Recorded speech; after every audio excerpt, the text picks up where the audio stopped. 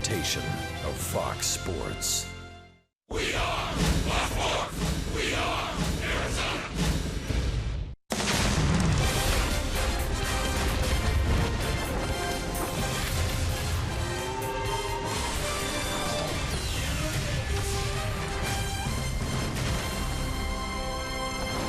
A Saturday evening in San Diego, the D-backs and the Padres on a beautiful night here at the ballpark. No shortage of drama in this series so far by any means, but the Diamondbacks hope to rewrite the ending here tonight. It's the D-backs and the Padres on Fox Sports Arizona. Good evening from Petco Park. Welcome to the broadcast. Steve Perfume and Bob Brenly along the way. Your pitching matchup here tonight, couple of left-handers. Robbie Ray on the mound for the Diamondbacks and Clayton Richard for the Padres. Richard tonight has to deal with Jean Segura in the leadoff spot once again. Bob, Jean, 5 hits last night, leading the National League in hits. You know, occasionally we get a little optimistically excited and say the guy's had hits in 4 straight games or he's batting .300 over his last 2 weeks. Jean Segura over his last 60 games, that's half of the schedule, is hitting .351. This guy has just been a model of consistency and durability and energy. I don't know where the Diamondbacks would be without Jean Segura. And getting the start tonight at shortstop with Phil Gosselin playing second base. Second base for San Diego held down by, I don't want to call him the mighty midget, but it's a pretty good name, Ryan Schimpf. He's had a season against the Diamondbacks so far this year. Yeah, throw that advanced scouting report away because it's not working on Ryan Schimpf. In 5 games, he's hit over .500 with 5 homers. He's driven in 10. This guy has big-time pop for a little guy. Last night, 2 doubles and 2 home runs, including the walk-off home run in extra innings off Patrick Corbin. Robbie Ray and Clayton Richard, the D-backs and the Padres. First pitch coming up. Diamondbacks baseball on Fox Sports Arizona is brought to you by CenturyLink. Switch to CenturyLink Prism TV for an advanced TV experience. Learn more at cprismtv.com. By Jack in the Box. Taste the all-new Double Jack Burger today, only at Jack in the Box. By Oregano's. Step up to the plate for a guaranteed home run at Oregano's, your neighborhood pizza joint, location statewide. And by your Valley Honda dealers, where you get more standard features for less money.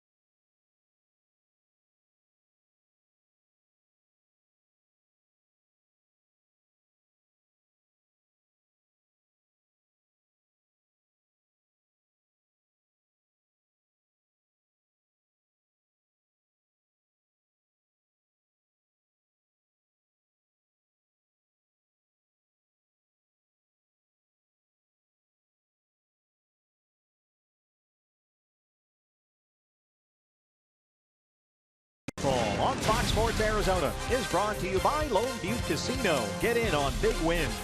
By Chaz Roberts Air Conditioning and Plumbing. Choose Chaz. And by Gigablast, 100 times more powerful internet from Cox. Bring on tomorrow.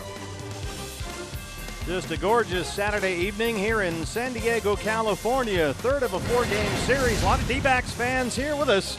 And the first pitch from Petco Park is coming up next on Fox Sports Arizona.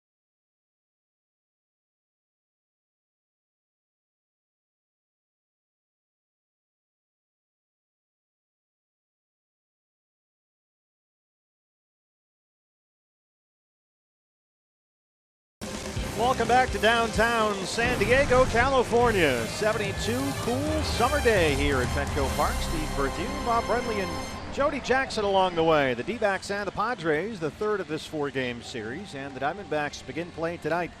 22 games under 500, having let leads get away in each of the first 2 games here. And looking for a new ending here tonight, Bob. Absolutely, a different ending would be much desired on our part. I know that. I'm sure the team feels the same way. Gene Segura leading it off once again. Playing shortstop tonight, Phil Gosselin at second base. Paul Goldschmidt down at first. Ricky Weeks Jr. out in left field with Yasmani Tomas in right. Wellington Castillo behind the plate. Mitch Haniger in center field tonight. Brandon Drury at third base, and the lefty Robbie Ray on the mound. Your Arizona Ford starting pitcher for the Padres. It's veteran lefty Clayton Richard, who was briefly in the D-backs minor league system 2 years ago. Richard began this year with the Cubs. He worked strictly in their bullpen. Chicago released him earlier this month, signed a minor league deal with San Diego. And tonight is his 4th appearance with the Padres and just his 2nd start. His 2nd go-round with the Padres. He was here parts of the 09 to the 2013 season. As a matter of fact, he had 14 wins in 2010 and 2012 on 33 starts. He was a workhorse in that rotation for a while for the Padres. Take a look at the Padres defensively. Our Eye on Defense is brought to you by Nationwide Vision Centers.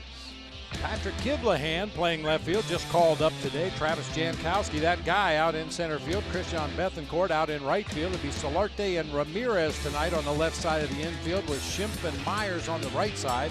Derek Norris behind the plate, and lefty Clayton Richard on the mound. A lot of bright sunlight down there for the first baseman at this point in the evening. Marty Foster has the balls and strikes tonight. He's got home plate. Doug Eddings is our first base umpire. The crew chief Mike Winters is at second base.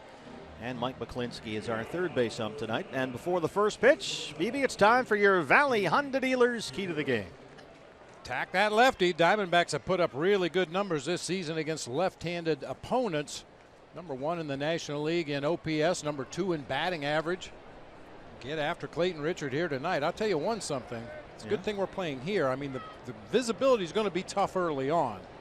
But it's even worse over at Qualcomm this time of day. Made Sterling Hitchcock's career pitching 5 o'clock games at Qualcomm. Gene Segura will lead it off in there at shortstop tonight, and we are set to go. Third of a 4-game set, the D-backs and the Padres from Petco Park in San Diego. Sidearm crossfire from Richard, and it's strike 1 to Segura, who leads the National League in hits. .321 batting average and 11 home runs.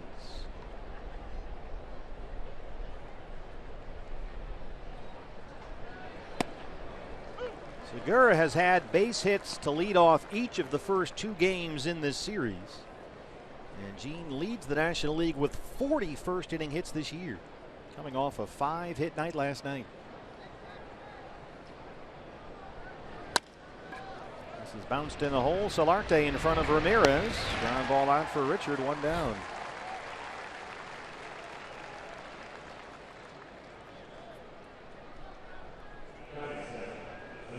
That'll bring up Phil Gosselin. Phil gets the start tonight at second base, .274 and 2 home runs. Most of the mound right now is in sunlight. Entire home plate area is in the shadow.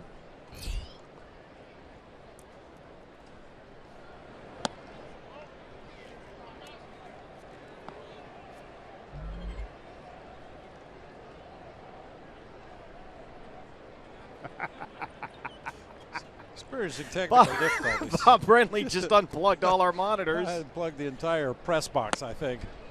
Phil Gosselin swing and a miss, and it's 1-1. Mine's back up. Somebody called Deb Como. We got a mess on our hands here. There we go. You got your iPad and Just your a minor computers, your glitch. 2 monitors. He blew out the whole system. All right, we're back up and running. 1-1 on Phil Gosselin. You kids and your electricity. Hey, how do you turn this thing on again? How about Clayton Richards' delivery, Bob? He's been around a long time, but it's a funky motion out there. It really comes at you from the side. There's a little hitch in his giddy up halfway through. Yeah, another one of those guys that starts, in his case, being a lefty facing first base. And just a little rock back into that abbreviated windup. He's got some starts and stops out there, all part of his deception. Some long shadows. A 5:40 local start here. 2-2 on Gosselin.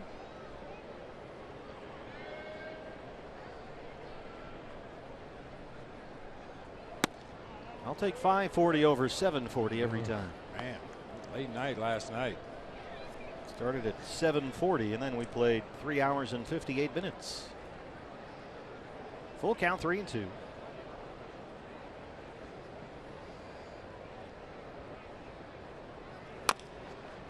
High chopper. This is going to be a very tricky play, but unfortunately for the Diamondbacks, it rolls foul.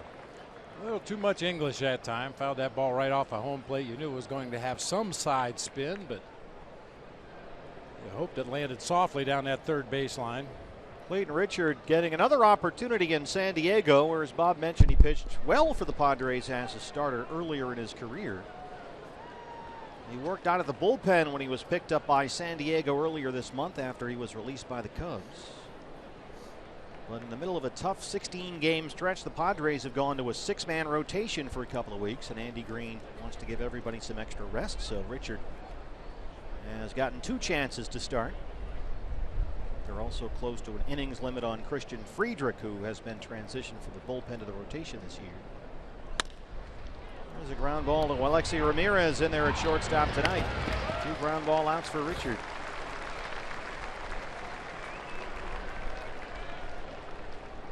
Here's Goldie.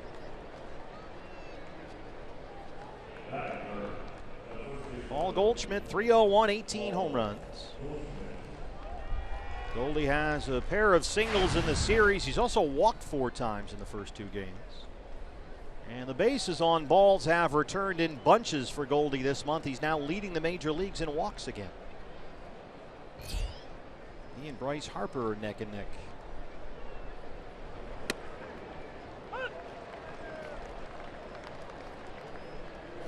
Clayton Richard throwing strikes. He's ahead 0-1. Goldie got that back foot right in the back of the right-hand batter's box.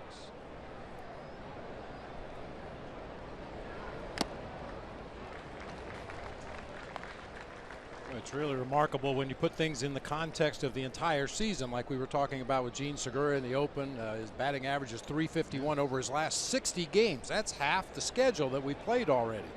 Goldie's reached base in 104 of the 120 games. He drives this out to left field. Kivlahan, the rookie in his first big league game, has it. And it's a quick 1-2-3 first for Clayton Richard. Robbie Ray coming up next.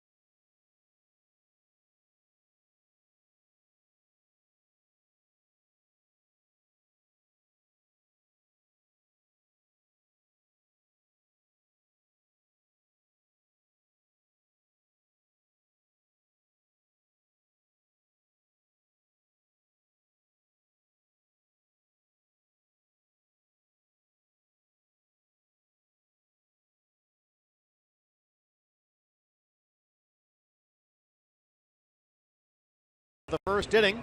Padres coming up against your Arizona Ford starter for the D-backs. It's Robbie Ray tonight. 6-11 in 24 starts and a 4.47 ERA, coming off a win over the Mets Monday at Chase Field. Yeah, scattered 8 hits in that ball game, gave up only 1 earned run in his 5 innings of work. Pitch count was an issue once again, however. In his 5 innings, he threw 107 pitches. Alexei Ramirez started shortstop tonight. We've seen Nick Noonan down there the first 2 games. Noonan was sent to AAA El Paso before the game today. Patrick Kivlahan was called up and starting in left field. So Ramirez is the shortstop, and he takes strike 1. 242 and 5 homers. He's been up twice as a pinch hitter in this series. He's flied out and singled. Robbie jumps ahead 0-2.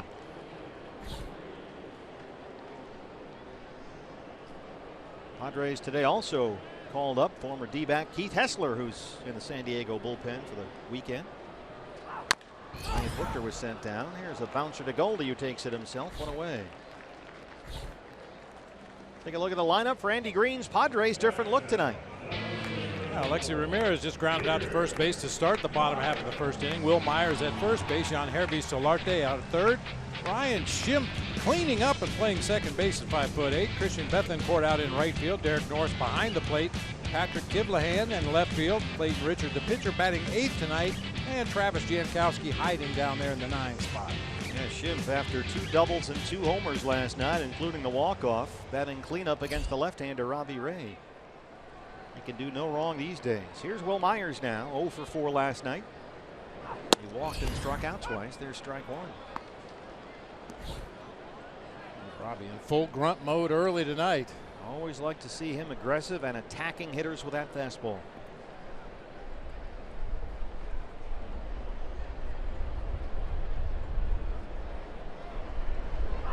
He really has changed his personality a bit, Bobby. He used to just be a nibbler out there, and it would frustrate you sometimes because the stuff is so good, but now he kind of bullies guys out there.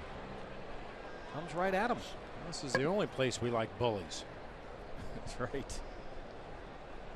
Oh, just blows away Will Myers on 3 pitches. Our eye on defense for the D-backs is brought to you by Nationwide Vision Center. Ricky Weeks Jr. in left field tonight. Mitch Haniger patrolling center field here at Petco. Yasmani Tomas over in right field. Brandon Drury and Jean Segura on the left side of the infield tonight, with Phil Gosselin and Paul Goldschmidt on the right side. Wellington Castillo, really nice job behind the plate last night, and Robbie Ray, the lefty, on the mound. And Hervé Solarte, the switch hitter.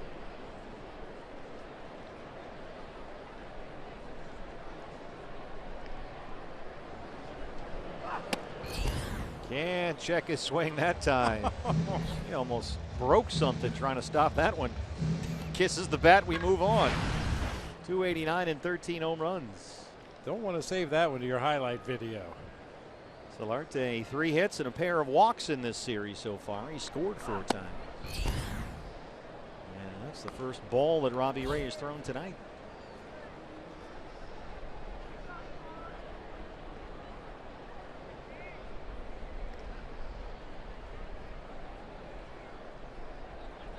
Doing that thing with his lips again. Right in front of Glenn Hoffman at third.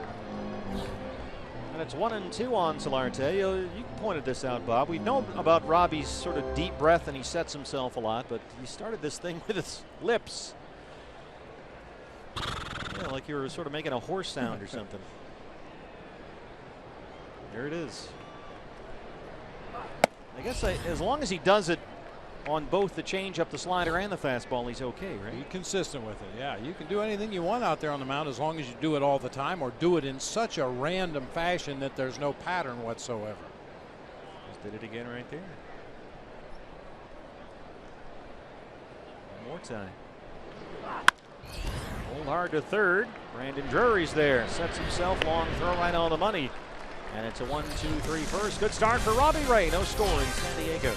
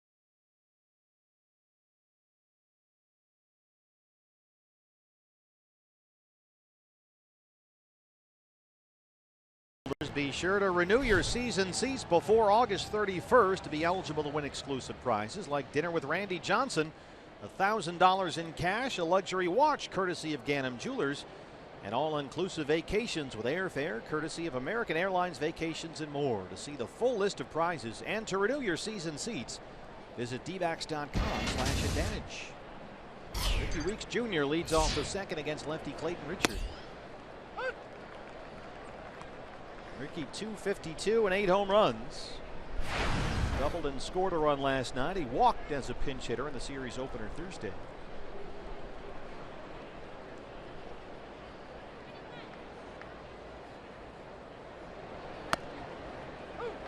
Clayton Richard not messing around either so far. 15 pitches, 12 of them strikes.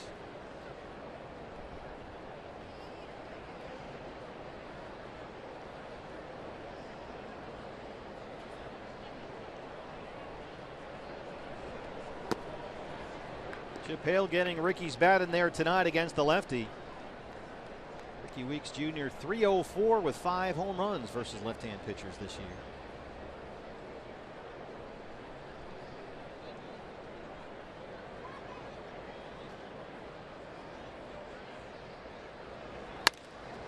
Right back to the mound. 4 up, 4 down for Richard.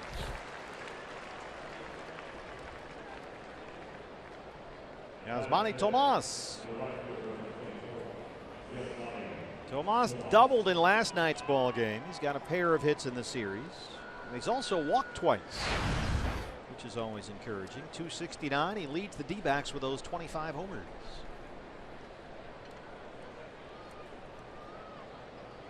Just about the only defender in bright sunlight right now is the right fielder, Christian Bethancourt. For the most part, everybody else in the shadows.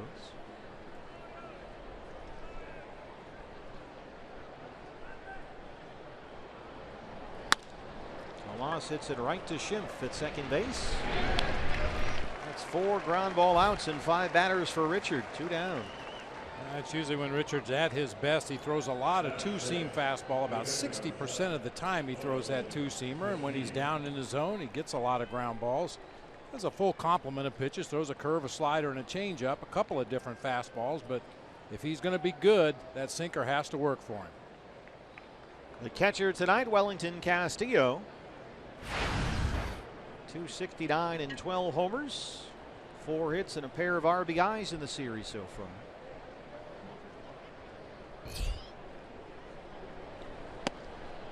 And again, Clayton Richard throws the first pitch strike.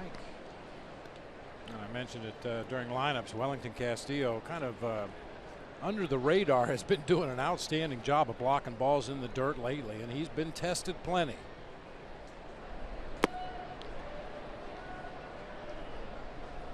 And always has done a very good job throwing out attempted base stealers. A quick release back there.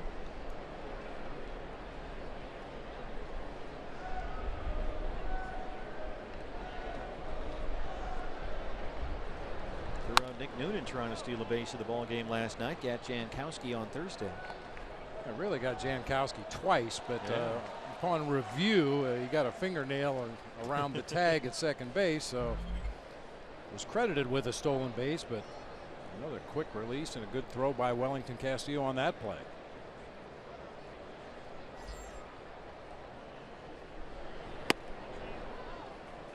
Fastball missed inside, and it's 2-2 on Castillo.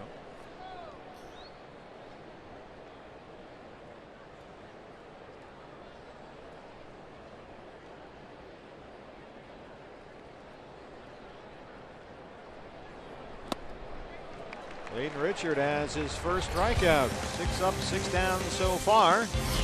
Ryan Schimpf, the walk-off hero last night, will lead it off for the Pods.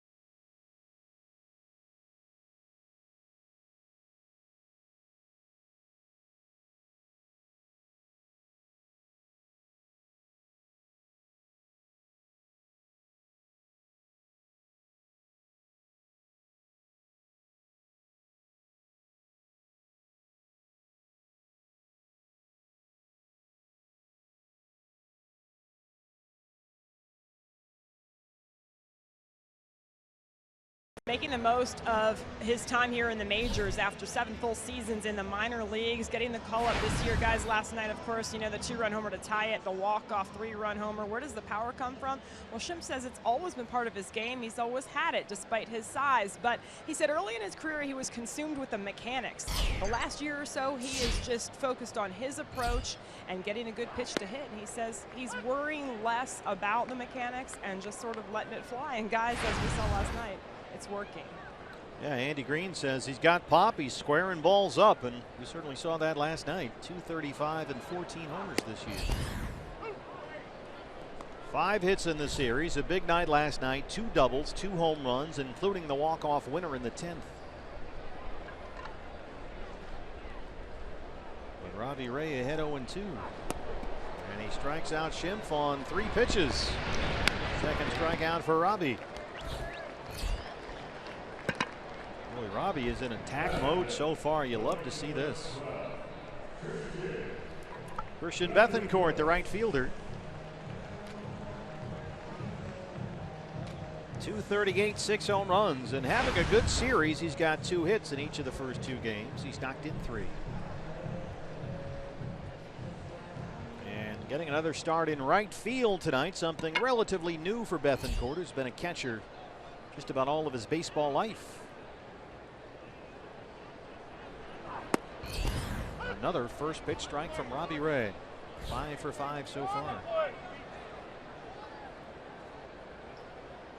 15 pitches, 13 strikes.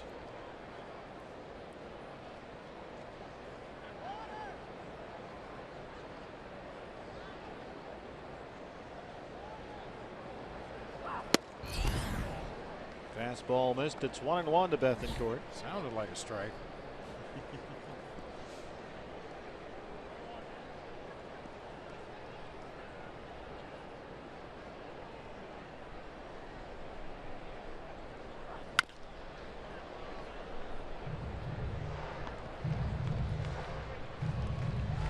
Not quite as pronounced nor loud on the breaking ball as it is on the fastball, but it's so late the hitter can't use that to his advantage. You think if he could grunt extra loud on the changeup, might fool some guys. Then you'd have something. I hate to break it to you, but Trey Turner is batting right now in Atlanta. And he's up there in the 6th inning with a 1-1 count. He's 1 for 3 already. He's already he's got his hit. Yeah. First time up again. All right, so now you're only watching DJ LeMahieu, right? Yeah. I neglected to pick Jean Segura tonight. I figured he'd be a little tired after running the bases. 5 knocks in the game last night. I don't want to put too much pressure on Jean. I just want to give him the option, if he feels it, to just kind of go into cruise control tonight, and I'll pick him again tomorrow. So you're halfway home. The Rockies are hosting the Cubs. They trail Chicago 1-0 in the 4th. And Bob Brenly trying to extend his beat the streak. This will make it 20, won't it? I think so, yeah. We got up to 18 last night, and if you pick 2 tonight, that gets you to 20. Mayhew 0 for 1 is first at bat, so getting into some rarefied air. We need DJ to do something for me tonight. And again, you can sign up to play Beat the Streak at MLB.com. Just download the app on your phone, pick 1 or 2 guys every night, and try and put together some hitting streaks. They've got an interesting one coming up on August 23rd. You can play Bizarro Beat the Streak. You pick 9 players that do not get a hit on that day. Picks not to click. Yeah, and there's a potential $2,500 prize on the line. No picking any Diamondbacks that day. Bethancourt putting up a fight. Yeah, the Bizarro Beat the Streak, August 23rd.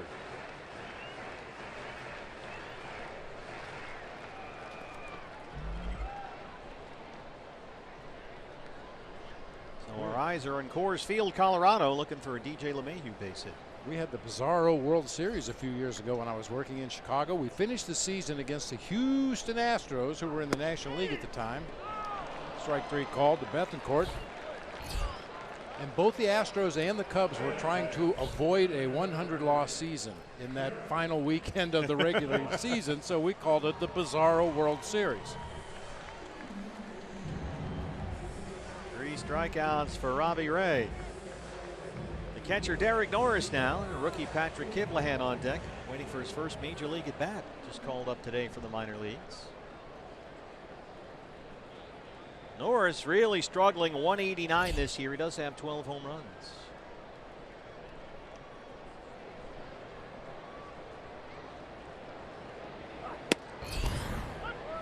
And another first pitch strike from Robbie, 6 for 6. Norris 1 for 8 in the series. He singled, struck out twice last night.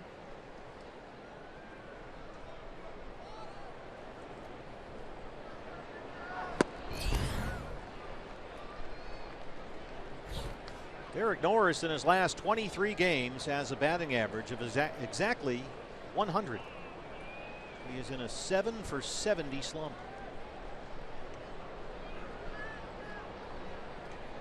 And Robbie Ray strike out the side. Fastball away, missed, 1-2.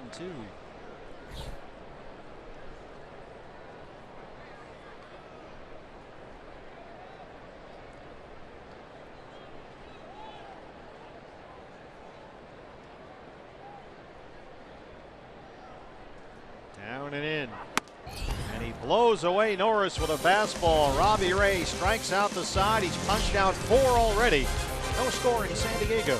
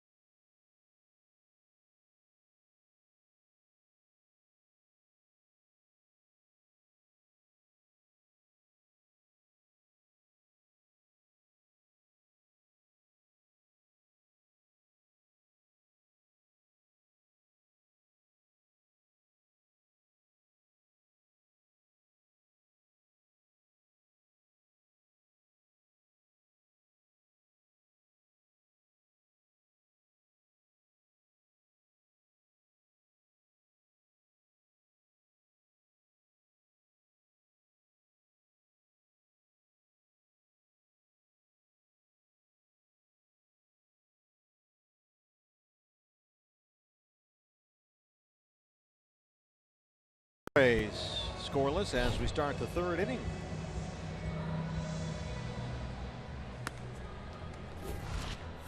Time now for the Coors Light Cold Hard Facts. Rookie Mitch Haniger, most hits in first 4 games in D-backs history. He's only 1 shy of the record.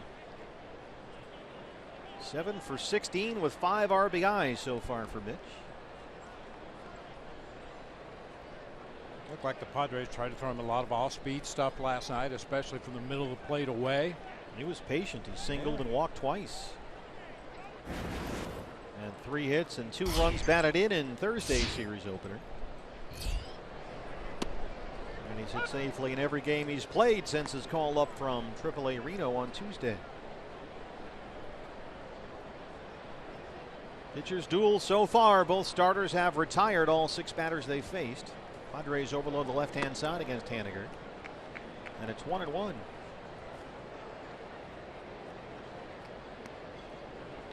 Robbie Ray just struck out the side. Schimpf, Bethancourt, and Norris.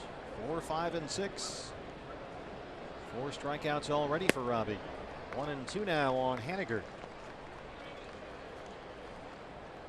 It didn't take long for Andy Green to decide that Haniger deserved a pull shift in the infield. And if they're going to continue to pitch him away, it'll be interesting to see how long it takes Mitch to start driving that ball to the opposite field or laying off those pitches away. Couldn't hold up, and the changeup strikes him out. Second strikeout for Richard. 1 down in the 3rd. Here's Andy Green, who was, of course, the Diamondbacks' 3rd base coach before. Always in charge of the D-backs defensive alignments. No Jake Lamb in the lineup tonight. Brandon Drury's at third. 254 and 10 home runs. Brandon did not get into the ball game last night. He grounded out as a pinch hitter to win Thursday's ball game. Chip Hale has said before that if Brandon is going to be a Diamondback and he's going to play every day, then they have to find a position for him. So if they believe that Jake Lamb is their third baseman as of right now, what does that mean for Brandon Drury? Is he at second base? Is he in the outfield?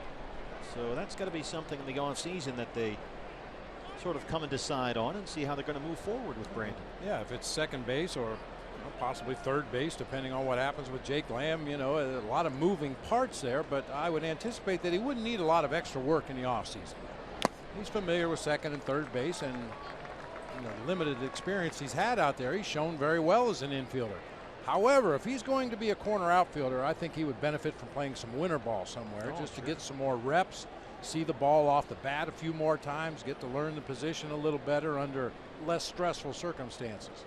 You generally don't have to talk Brandon Drury into baseball activities. Good point. He's ready to go. Good point. But in talking with reporters not too long ago, Brandon still insists he's an infielder by trade who just, as of right now, happens to be playing outfield because that's what the team needs. He sure looks very natural, whether it's third or second. He made some really nice plays, has real good field awareness, his feet move well. He's very smooth down there at third. That's a big for sure. guy, yeah.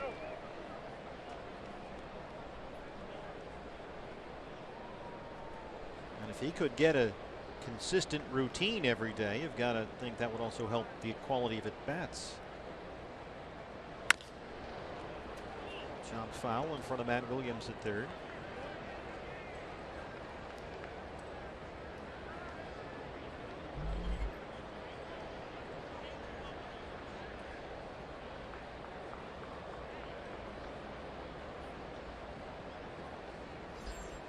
Three and two on Brandon Drury. The pitcher Robbie Ray on deck.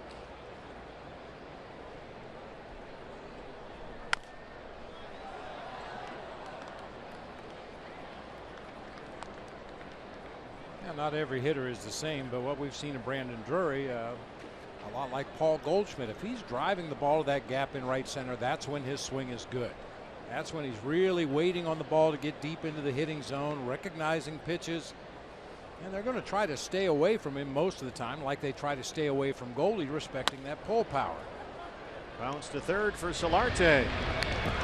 Myers can't collect that one. And Brandon's aboard, first base runner of the ball game. Let's see how they score that.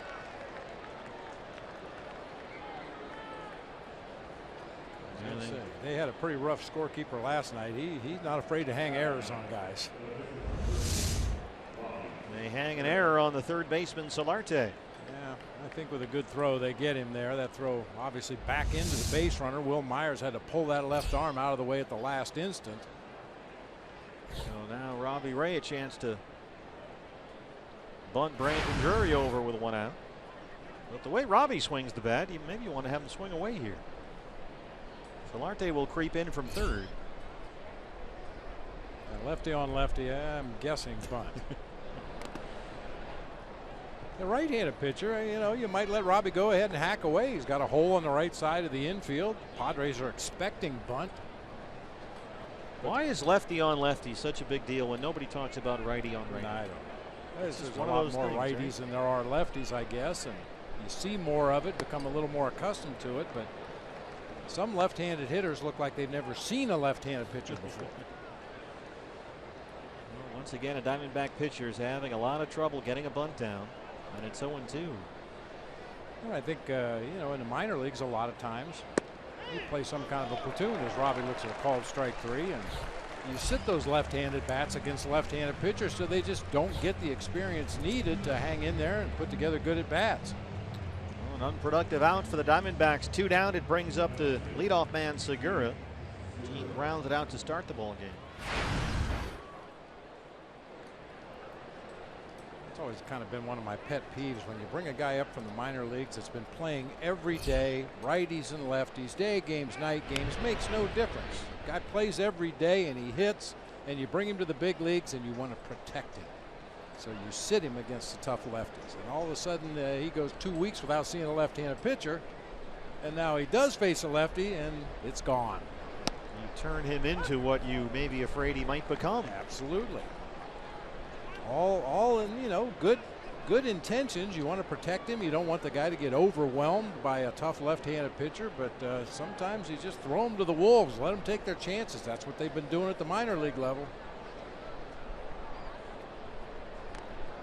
Segura tries to bunt for a base hit, but he's down 0-2. Gene in at shortstop tonight. Diamondbacks announced today that Nick Ahmed will have hip surgery next week in Vail, Colorado. Nick has been out with that right hip impingement.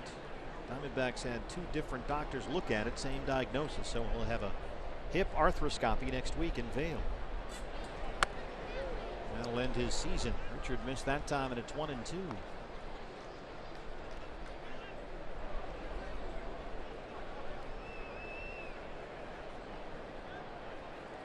Gene, 7 hits and 4 RBIs in the series.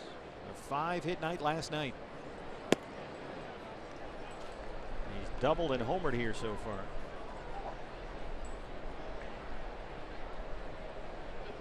And now he's opened up a gap after his big night last night. Ahead of Martin Prado for the league lead in hits.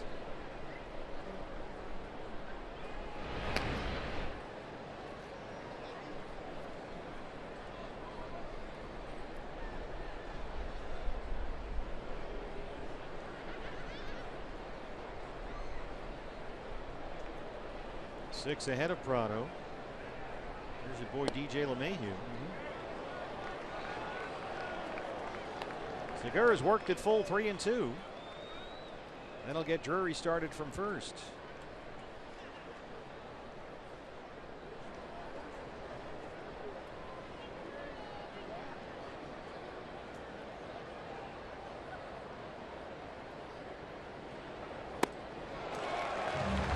Gets all tied up that time. Strikes out on a slider. 4 strikeouts for Clayton Richard. No score at Petco Park.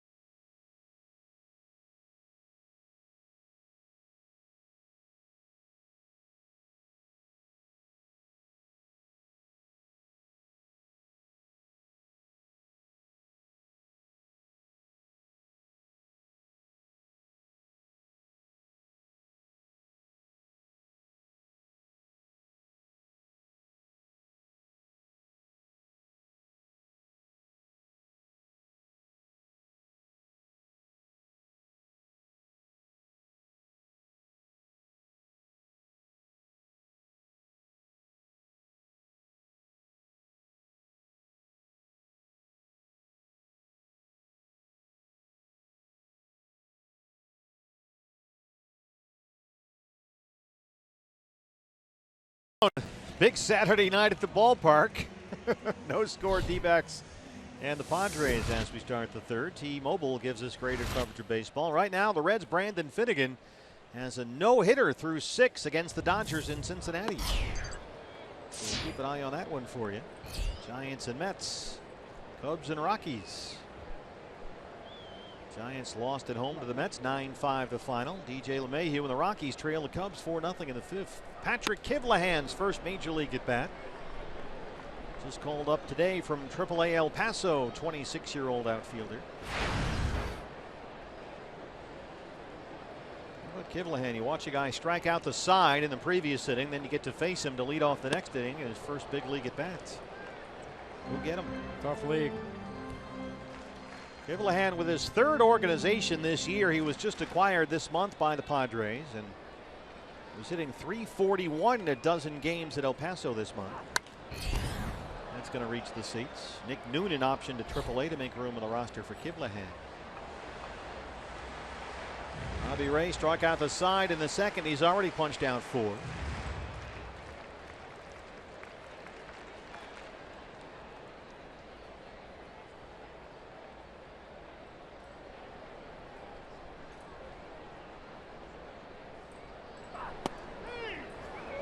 Kivlahan looks at strike 3. 4 consecutive strikeouts for Robbie Ray. 5 in the ball game.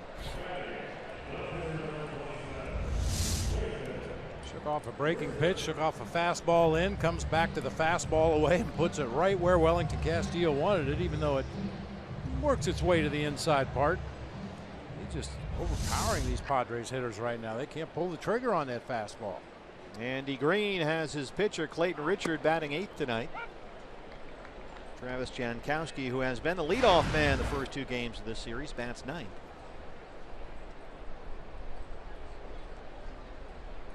Jankowski also a left-hand hitter. 1-1 on Richard.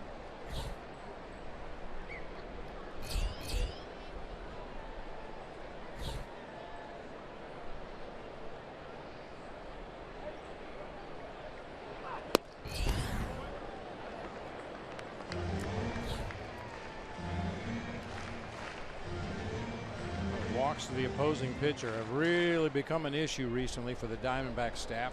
2 walks to the pitcher spot in the first game of this series, 1 last night. Robbie's behind 3-1 to Clayton Richard here tonight. It was Robbie who walked Bartolo Colon. Yeah. Mike Butcher shaking his head. This guy struck out 4 in a row. He's behind on the pitcher, 3-1. And he walked him. A 1-out walk, first base runner for San Diego. Boy, Robbie had struck out 4 in a row, 5 of 6, and walks the pitcher with 1 out in the third. It's a head scratcher. It is. Travis Jankowski. 261, 1 home run, 5 hits in the series. He's hit safely in 4 straight games.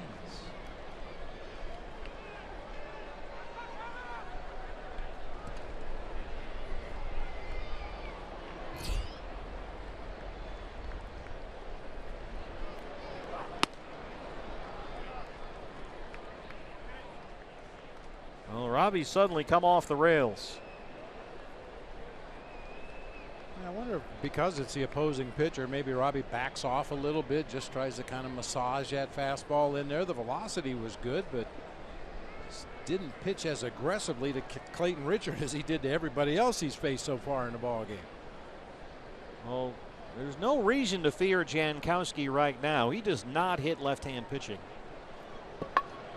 He is just 6 for 50 against lefties this year.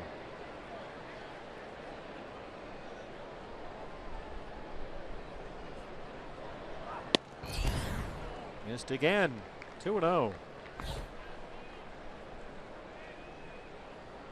We've seen Robbie have moments like this, but not for a while. Mike Butcher does not like what he sees at all. There were moments very early in the season where he might throw 8-9 consecutive balls before he found it again. And this is kind of a flashback to the Robbie Ray we saw in April or May. Yeah, and this is something you'd like to see eliminated moving forward. You'd like to believe that these young pitchers will get to a point where they can fix themselves with the help of their starting catcher that day. You hate to have that pitching coach to run out there every time a guy throws 3 or 4 pitches out of the strike zone and go have to nurse him back into the zone again. You'll start figuring it out for yourself. But the funny thing is, it just seems to come out of absolute nowhere. As we mentioned, 4 consecutive strikeouts. He walks the pitcher, now behind on the 9-hole hitter, 2-0.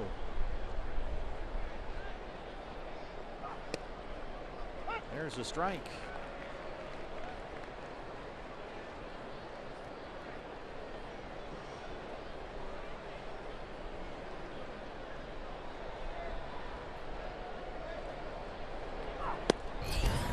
These are the 8th and 9th place hitters. Both are left-handed hitters. One is a pitcher. This should be the easy part of the lineup. This is the break for Robbie Ray. The breather inning, you know, we say it all the time. Anybody with a bat in their hands is dangerous, but the reality is you get to that 7, 8, 9 hitter in the lineup most of the time. If you're throwing the ball the way you're supposed to, you should breeze through that inning. 3 quick outs, get your team back in that dugout.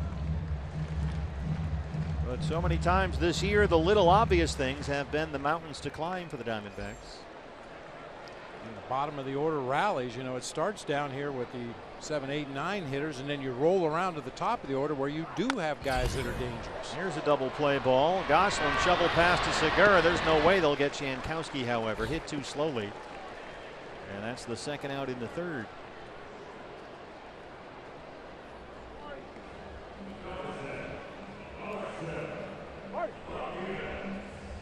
Jankowski can fly. 26 stolen bases. Most among all major league rookies. It'll bring up the shortstop, Alexei Ramirez.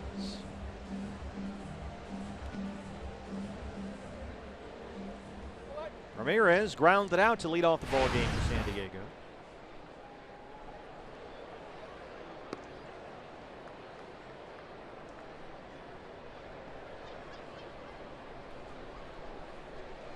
This is where Jankowski has created havoc on the bases in the first 2 games of this series. That one misses to a Ramirez.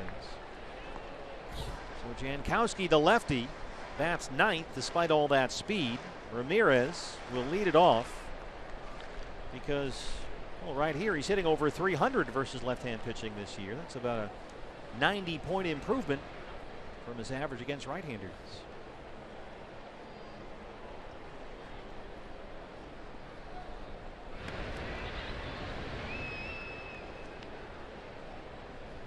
Chip Hale, or pardon me, Andy Green was saying the other day after Jankowski had such a big game Thursday that he thinks opposing pitchers are almost afraid to throw the hitter anything but a fastball when Jankowski's on first base because he takes off and runs. There's the quick move. Robbie almost threw it away. Former Pirate catcher Tony Pena used to be that way. If a fast base runner, Vince Coleman or somebody, got on base, you knew he was going to call a bunch of fastballs to that next hitter to give himself the best possible chance to throw that runner out at second.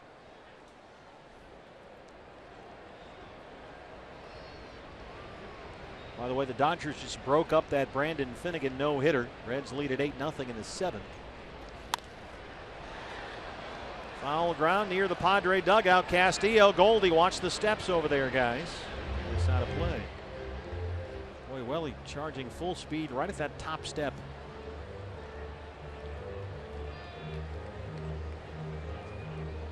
Does it make that much of a difference? Say a slider versus a fastball if you've got a speedy guy down there at first? Yeah, it can. I mean, as we've seen on some of the review calls at second base, it's down to a matter of hundredths of a second. And if it takes that off-speed pitch that much longer to get to the plate, that's an extra half a step perhaps for that base runner, and a lot of times that's the difference in safe or out. This guy can really run. Fastball missed. 2-1 on Ramirez. One thing that used to work pretty well back in the day, for example, this situation, you got a potential base stealer on, you've got a right-handed hitter at the plate, just throw fastballs away, have Phil Gosselin hold his ground at second base, and have the shortstop cover the bag on any steal attempt. Yeah, basically you're committing to working the outside corner exclusively, and that gives the catcher a good opportunity to close up that front shoulder and make the throw to second base. If the ball's put into play, it's probably going to be hit to the right side.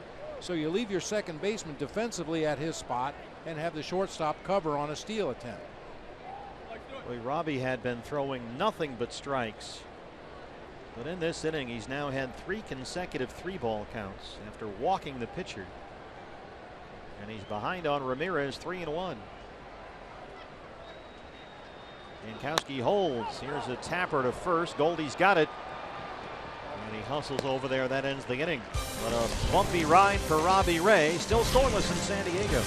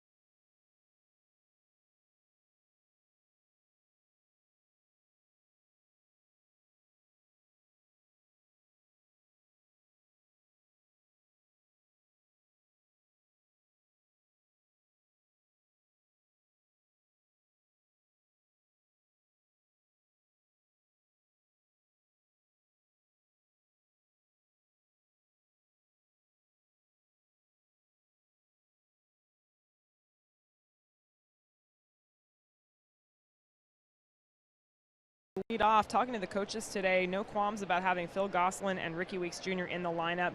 Dave Magadan calling them both professional hitters. Talking to Phil, he said Ricky has really helped him this year with his approach. When he's pinch hitting, he's got to be ready to hit early in the count. Guys, of course, a day like today, I know you guys have talked about that a lot too. When he's in there and able to see the pitcher, he has more of a game plan. He's going to look for more pitches. He said he's really been able to do a pretty good job of adjusting to both of those. Hasn't had that many starts, but it's made him a more effective pinch hitter, and it's made him more effective when he does get that start. That's Jody Jackson reporting from Lambeau Field in Green Bay.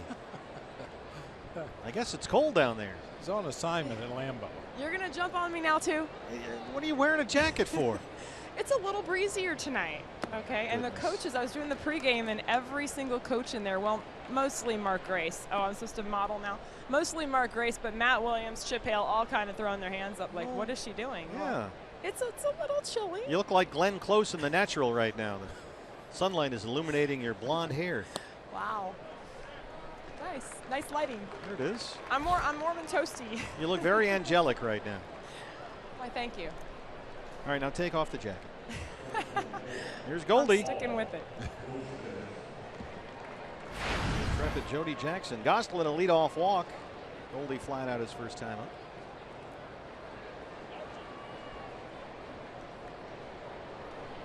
Hey, Jody's a trooper, though. She agreed to be buried in the sand out at the beach. I saw that on the social media. It was making its way around. Was she being held prisoner or something? You know how that pregame show is. They cracked the whip. I don't know what's going on there. She was enveloped in sand.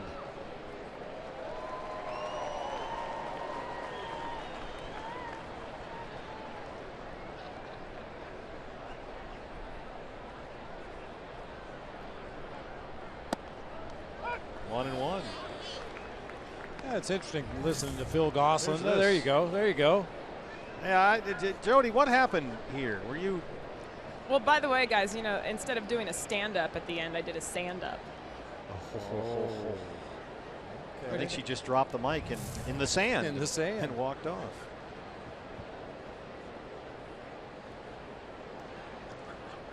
I was just going to say about Phil Gosselin and Ricky Weeks talking about hitting and the differences between coming off the bench as a pinch hitter as opposed to a starting player. And even as a pinch hitter, your role differs. If you're leading off an inning, a lot of times Phil Gosselin will lead off the inning as a pinch hitter for the pitcher spot. Your job is to get on base, and in those instances, he'll try to work a longer at bat, see more pitches, maybe take a base on balls. But as a pinch hitter, when you come off the bench with runners on base, your job is to hack at that first thing you see close to the strike zone, try to make something happen quickly. That's a big thing that Tony La Russa talks about all the time. And it's all situational, but knowing the situation and when it calls for it, walking up there and being ready to hit right away.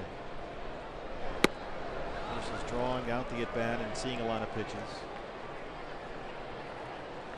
Well, this is sort of like Robbie Ray's bottom of the third, the top of the fourth for Richard. He walked the leadoff man. Gosselin now behind on Goldie, 3-1. Richard has not given up a hit yet. He's got 4 strikeouts.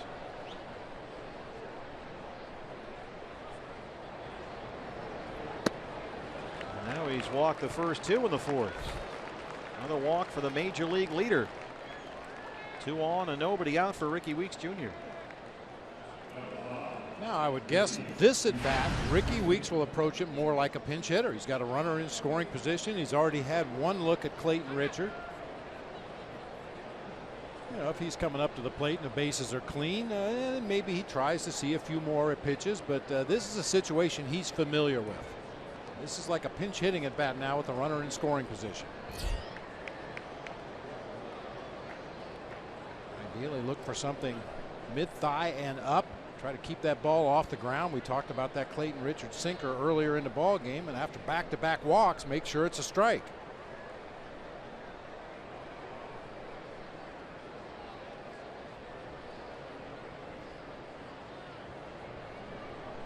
Yeah, how aggressive do you want to be when the guys just walk the 2 batters ahead of you? It's another thing to keep in mind. There's one school of thought that says make the guy throw a strike. He's obviously struggling to find the zone right now, so be patient, make him throw a strike before you start attacking him. And the other school of thought is he might take a little bit off and just goose one up there in the middle of the plate to try to get back in the strike zone. And if he does that, I want to be ready to hit it. Ambush.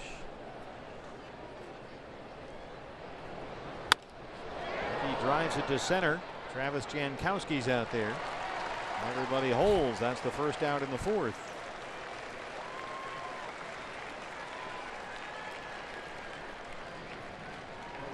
A chance for Yasmani Tomas.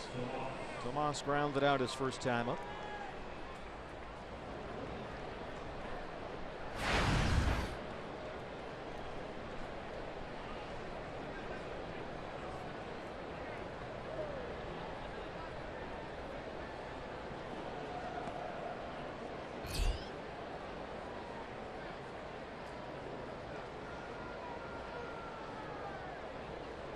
Yasmani played for Cuba in the 2013 World Baseball Classic, and we'll have another WBC coming up when we start next year. Had some games at Chase Field. Teams were training at Salt River Fields.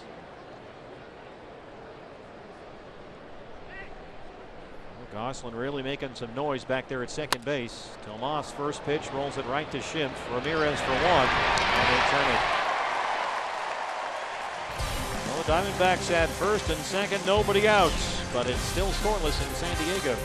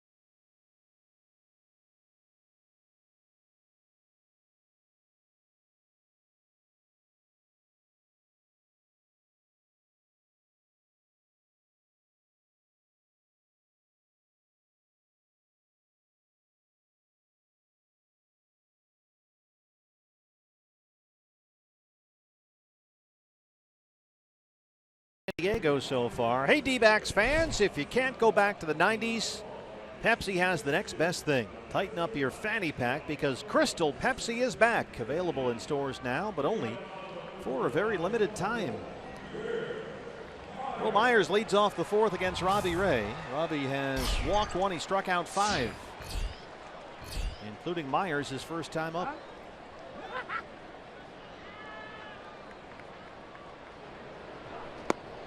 We got dueling no-hitters going right here. The Rockies right now being no-hit by the Cubs. Chicago leads 7-0. They're in the bottom of the fifth at Coors. Mike Montgomery to start for Chicago.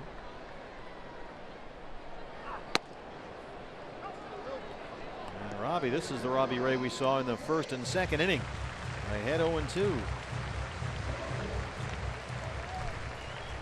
Sort of lost it there for a while in the third, but recovered.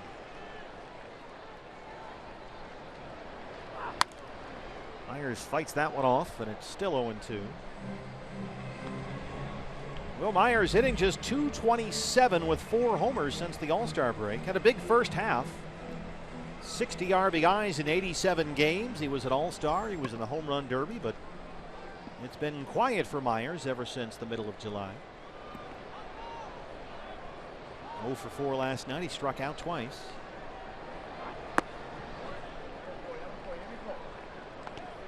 Lays off the slider, and it's 1-2.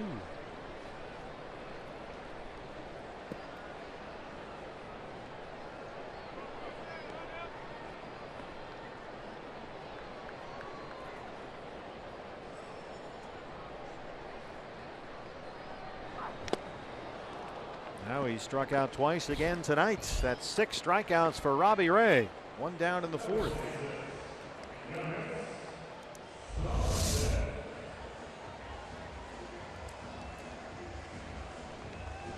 Myers all tied up that time. Well, when you see Robbie Ray pitching the way he is tonight, and then you look and you see that he's only 24, he'll be 25 in October, you really start to think about the upside. And the ceiling here could be very, very high. Hervey Solarte looks at strike 1. Now this guy has got top of the rotation ace type stuff from the left-hand side. And we've seen steady, consistent progress all year long.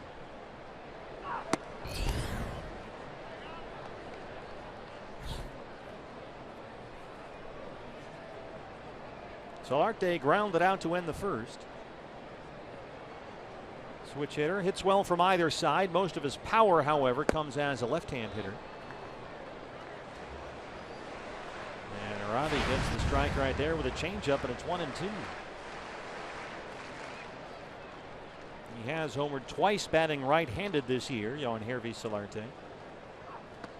Robbie Ray has got it rolling. 7 strikeouts through 3 2/3. He's already struck out the side once in the ball game. That was the 2nd inning.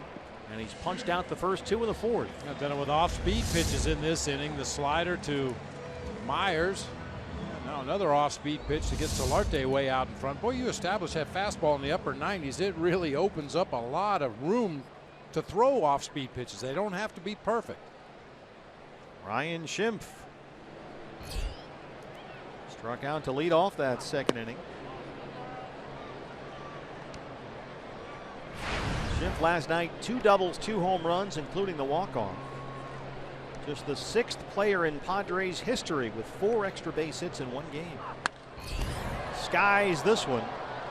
This is out to shallow left. Ricky Weeks Jr. coming in hard, and it clanks off the chest. Schimpf running hard is in at 2nd.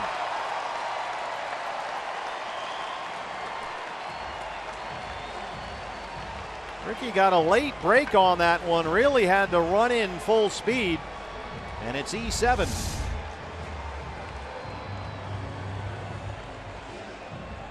That hit him in the chest before it hit him in the glove. He just tried to trap it against his upper body right there. Looked like a catcher blocking a breaking ball in the dirt.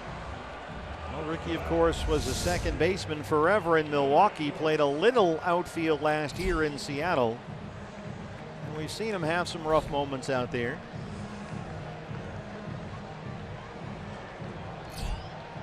So Schimpf is in at 2nd with 2 outs for Bethancourt, the right fielder.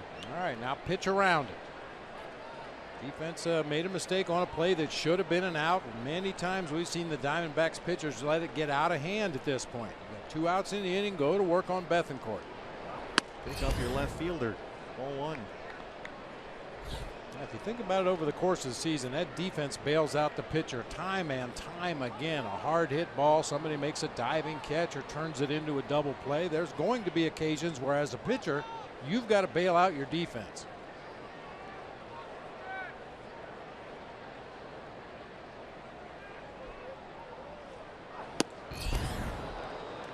Bullied him with a fastball, 1-1.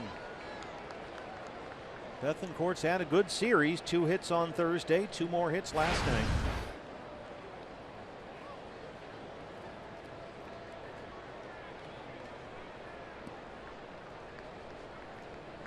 "60 pitches for Robbie Ray, 40 strikes.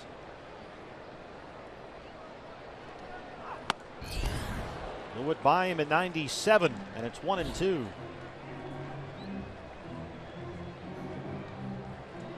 Well, he can still strike out 3 in the inning. Strand, Schimpf at 2nd.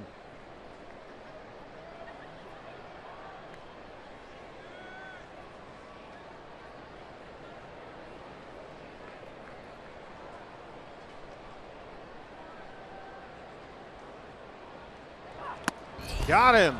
Robbie Ray, 4 no-hit innings in San Diego. He's got 8 strikeouts.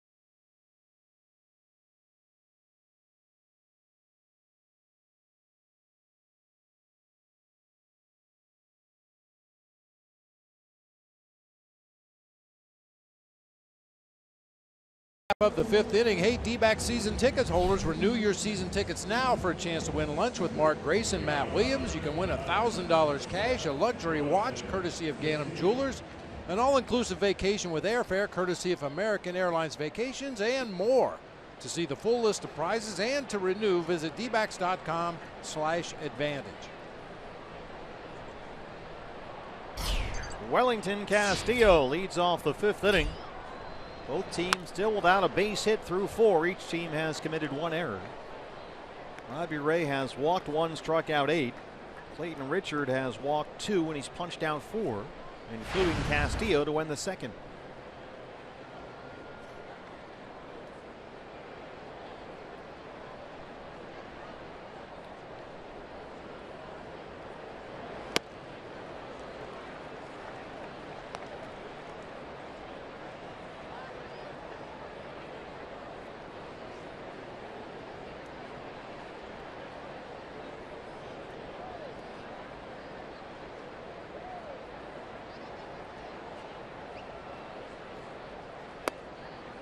Missed with that one.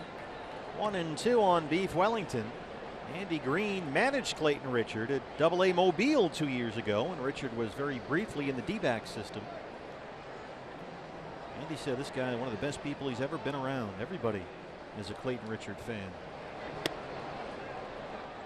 Diamondbacks signed him as a minor league free agent. That was August of 2014. Made 3 starts with Mobile playing for Andy. 1 with Reno. His ERA was near 6, and he went back into free agency after that year, but he was very briefly a Diamondback.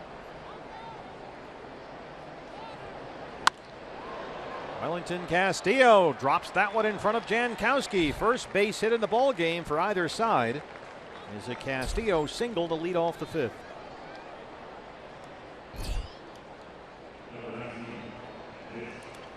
Wellington Castillo's approach recently has been up the middle of the field. He's had a few ground balls roll through into center field for base hits. That time a clean line drive for the first hit of the ball game. Keep the line moving. Mitch Haniger, the rookie, struck out his first time up against Richard. Mitch getting the start tonight in center field that I'd offer Michael Bourne.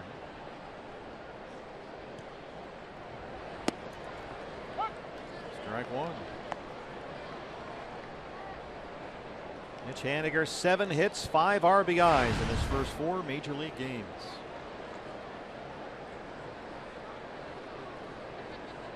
Singled and walked twice last night, had 3 hits, 2 RBIs in the game on Thursday. Down 0-2. The sun is setting, and there's just a little sort of sunlight that's trickling in through some cracks in the light towers out there, and it's right on the home plate area.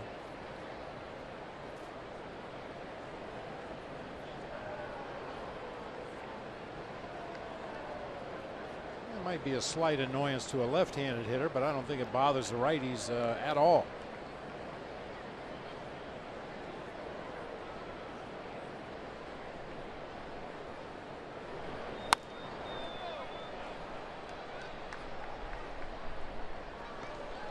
This is one of those things, veteran hitters, and Mitch Haniger will get to the point someday. That's almost a gimme base hit. There is nobody playing on the right side of the infield defensively. The first baseman, Will Myers, is holding on the runner. He's going to be very close to the baseline when that ball's delivered to home plate. Second baseman is on the shortstop side. Look for something away and just shoot it through that right side. I mean, it sounds a lot easier than it is, but if your approach is to look away and drive it that way, you've got a much better chance of chasing that runner around to third base and ending up at first yourself with a base hit. Yeah, they're just begging him to hit it over there. When you come inside, that makes sense with a defensive lineman.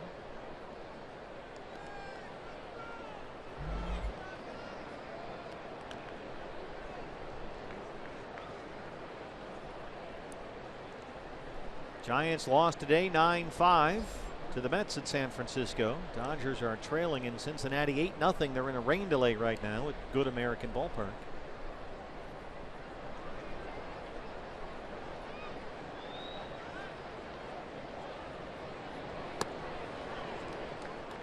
Two and two on Mitch Haniger.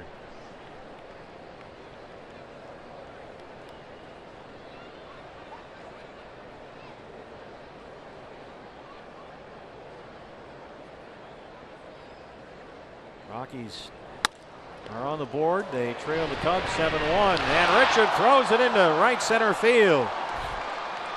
Castillo in at third. Haniger aboard. First two have reached in the Diamondback fifth. And that's the second error of the ball game on the Padres. E1. Just a little extra double clutch there by Richard, and then throws the ball on the wrong side of the bag. Take advantage. Boy, that is tailor-made. Hard hit ball right back to the mound. If he throws it immediately, it's an easy double play, but thought about it just a little bit too long. You know, he threw that one just like he pitches with that sidearm crossfire thing, and he yanked it into right center. Here on the corners, nobody out for Brandon Drury, who reached on an error his first time up, a throwing error by the third baseman Solarte.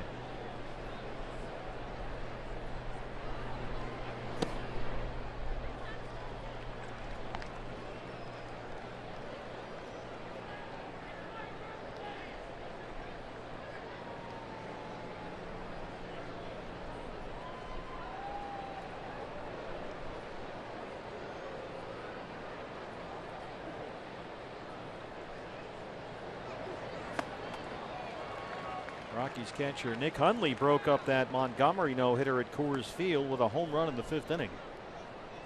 Rockies are down 7-1. As we keep a close eye on DJ LeMahieu as Bob Brenly tries to get to 20 on Beat the Streak. LeMahieu was 0 for 1 with a walk last time I checked.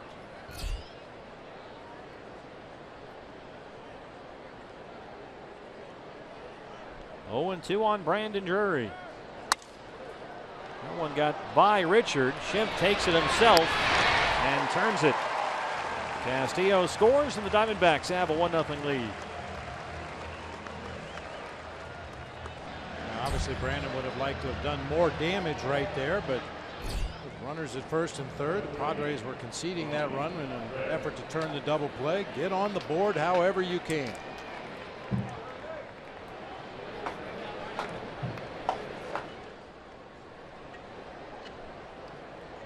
Third game in a row in this series. The Diamondbacks have scored first. Here's Robbie Ray now. Base is empty, 2 outs, 1 run in.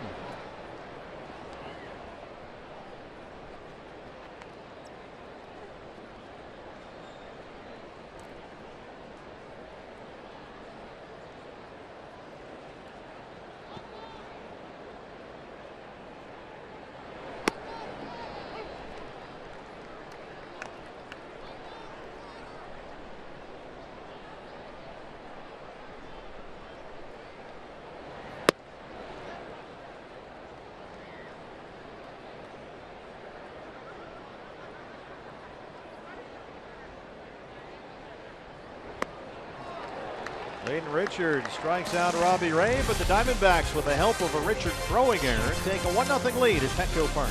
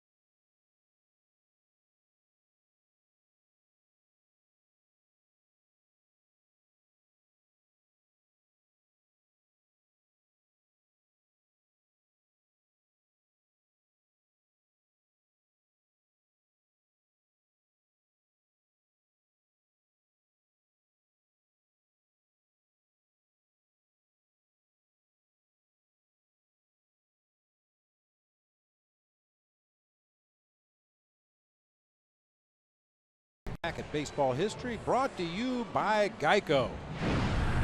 On this day back in 2005, Kalen Pimentel, a 12-year-old pitching for Rancho Buena Vista just north of San Diego, struck out everybody in a 6-inning game. All 18 outs recorded via strikeout. And you know, if you're good at math, you can figure out the distance and the velocity and all that stuff. They figured it was a 98-mile-an-hour fastball that he was using that day to mow down the other team. The children's baseball. Yeah. Well, they did that with Walter Johnson in that documentary Fastball, which every baseball fan might be interested in watching. Well, Robbie Ray's had the fastball working so far tonight. He's got 8 strikeouts. He's walked 1. He's yet to give up a hit. And Derek Norris leads off the Padre 5th. Norris, a strikeout victim, his first time up. This is leaking near the seats, foul ground, first base side, and nobody can get there.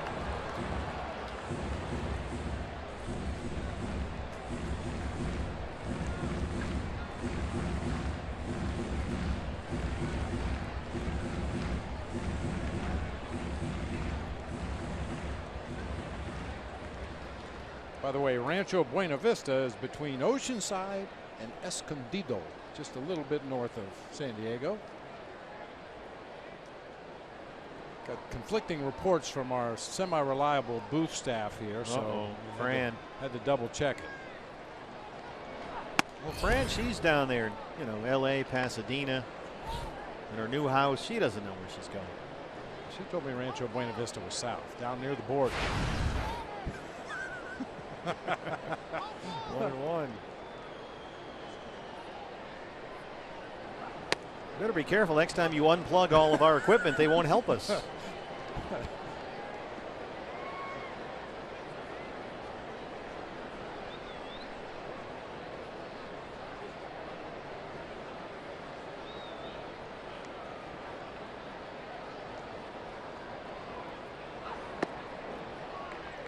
Two and two on the Padre catcher.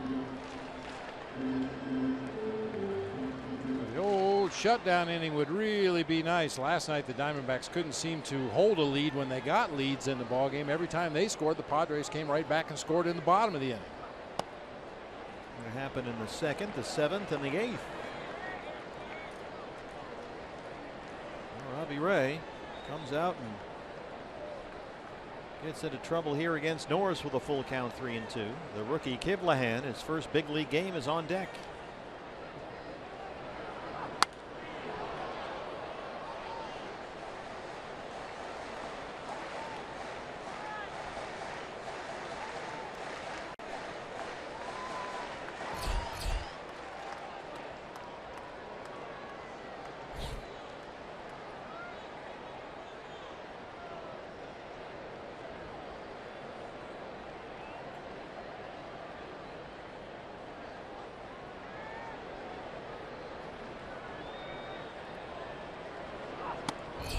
Struck him out.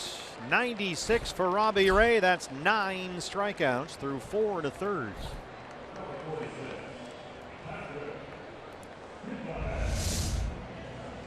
Fastball has been working for him up, down, in, out. Early in the game, he had tremendous command, was just dotting the bottom of the strike zone, both in and out. That one elevated to get the swing and miss from Derek Norris. Second major league at bat for Patrick Kivlahan, who struck out looking his first time up. Takes a cut at that one and misses 0-1. Kivlahan just called up today from AAA El Paso. Nick Noonan, who played shortstop of the first 2 games of this series, was sent down. Robbie Ray not messing around.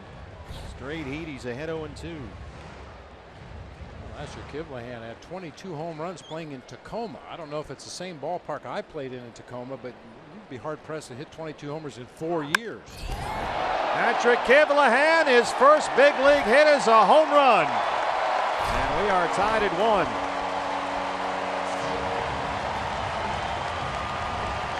Robbie Ray ahead 0-2. And Kivlahan takes it out of here for his first major league hit. Smile on his face. The ballpark that they used to play in Tacoma was a monster. Huge ballpark, thick, heavy air at night. Nothing to slow this one down. That was an absolute screamer to the back of the second deck up there. The pitcher, Clayton Richard. Kivlahan's first hit in the big leagues. The Padres' first hit tonight against Robbie Ray, and it's a 1-1 ball game. Kivlahan's a guy who's been with 3 organizations this year. This one is lifted in the air, deep left center field. It's carrying out there for Haniger, who's got it on the warning track, and that's the second out. That's something you don't usually get to say in this ballpark. It's carrying out there. Yeah. Obviously, Kivlahan's home run was squared up and hit a long way, but even Clayton Richard, the pitcher, with a lazy fly ball to left center, carried it all the way out to the warning track.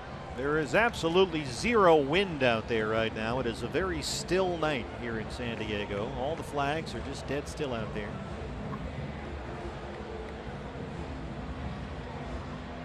Travis Jankowski batting 9th against the left-hander tonight. So much for the shutdown inning.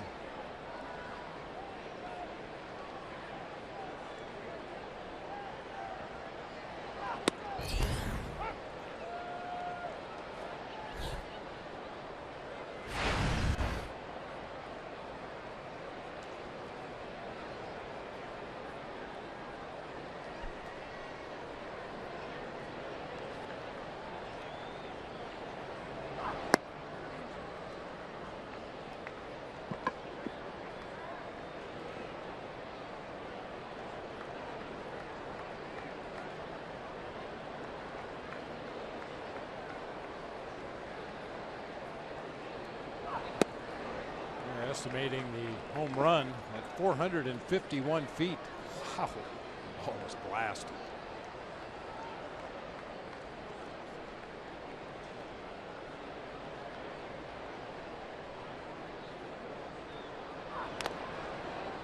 Jankowski stays alive, still 1-2.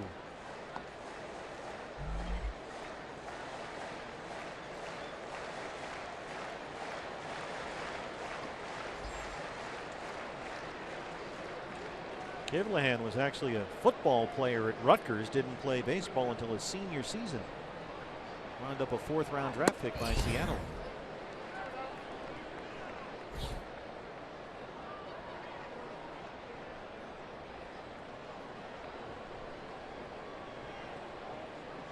He hit that one like a football player. After swinging through 2 high fastballs, he turned up the notch just a little bit, turned up the knob up to 11. Ooh, get off me. That one came to eat. This is just self-defense. At some point, this looked like a pitch he wanted to swing at. And he ends up with a self-defense swing just to protect himself from getting hit.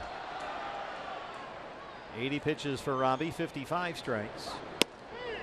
And there's a called strike 3. 10 strikeouts through 5 innings for Robbie Ray, but Kivlehand's first big league hit has tied it at 1.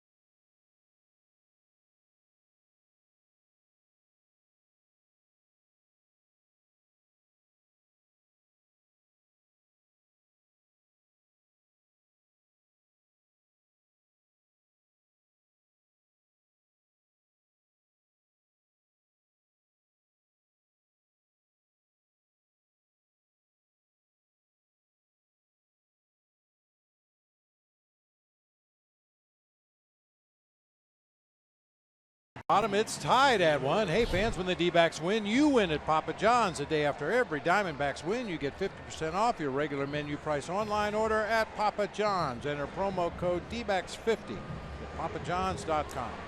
We have a beat the streak update. Yeah, LeMahieu RBI ground out. He's 0 for 2 with a walk. Getting late at Coors. Gene Segura leads off the 6th here at Petco Park. He has grounded out, struck out 0 for 2 against Clayton Richard. Each team with 1 hit in a 1-1 ball game.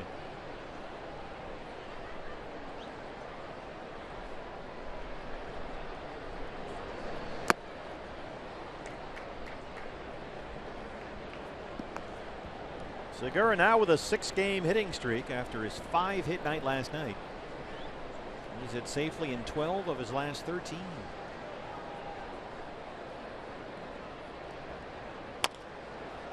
Tap to third, high chop for Solarte. The throw pulls Myers off the bag, and Segura's aboard. Yangervis Solarte already has 1 throwing error in the ball game.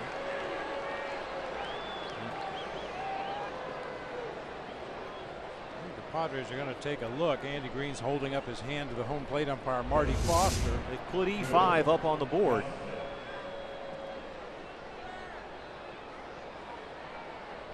Foot might have stayed on the bag long enough. Andy Green will challenge. Sometimes when a first baseman or any infielder or catcher for that matter, when you're pulled off your bag, you try to drag your foot across the width or the length of the base, whatever it is. It looked like Myers was able to drag across that inside part of the bag. And remember, Will Myers came up with the minor leagues as a catcher, was a longtime outfielder, was playing center field for the Padres last year. Now he's a full-time first baseman. They finally found him a defensive home. Started playing some first for San Diego last year. Clayton Richard immediately went over to Solarte and said, "How do you hold that sinker? That's a good pitch." Threw from one side of the diamond to the other with all kinds of tailing action. Very quick replay review in New York, and the safe call is overturned. A 5-3 putout opens up the 6th inning. Saves an error on Solarte and takes the leadoff runner off the board for the D-backs.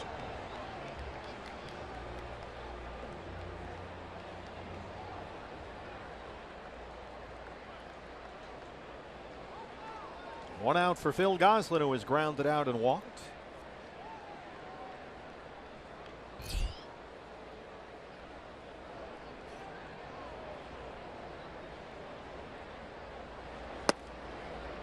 Phil getting the start at second base tonight. He has had, coming into the ball game today, only 25 at bats since July 28th. And it's been tough to get Gosselin some consistent playing time for Chip Hale. He started only once in his last 20 games. But over that span, he's hit .320, almost all of it off the bench. Chris Owings gets the night off tonight.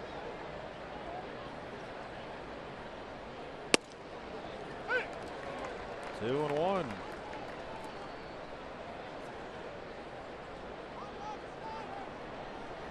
Here's CO. Boy, is he hitting the ball well right now. Yeah, it makes you wonder if there's something wrong with CO that he needs a day just to kind of regroup. He's been on base a lot lately. Little squib shot the other way. Gosselin's going to reach. Nobody can pick it up. It got by Richard. And by the time Will Myers got to it, he was too far off the bag for Schimpf to get over there. An infield single, just the second hit for the D-backs. Perfectly placed. I mean, if you were going to bunt the ball to the right side, that's where you would want to bunt it. Get it by the pitcher, between the first baseman, second baseman, and Gosselin just walks over the bag with an infield hit. You could see Myers stop. He figured Richard was going to pick it up, but Richard then decided to let it go through. And Phil will take that one, a walk and a single for him. Here's Goldie, who walked his last time up. Yeah, that's the real key to those. That was a swinging bunt, but if you try to bunt the ball to the right side, put it in an area that creates confusion. Who's going to get it? Am I going to cover the bag, or are you going to cover the bag?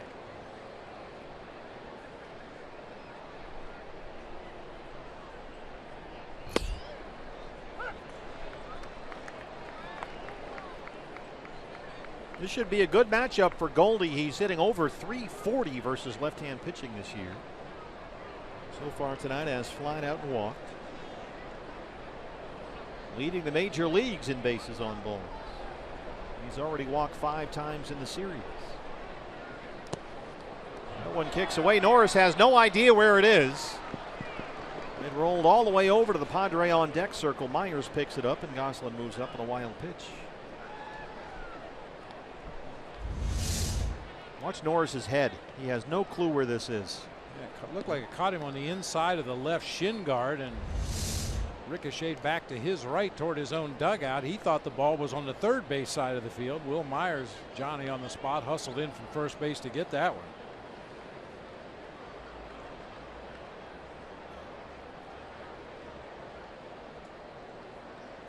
Gosselin now at second. 1 out, a 1-1 to Goldie. Missed away, and it's 2 balls and a strike.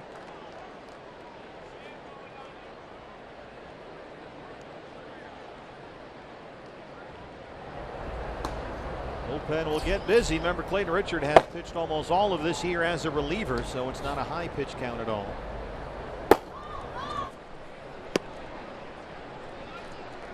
Jose Dominguez, the right-hander, warming up. 3-1 now to Goldie.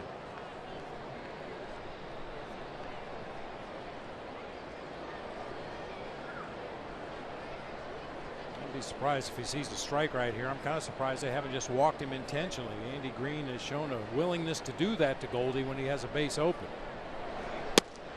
Full count, 3-2.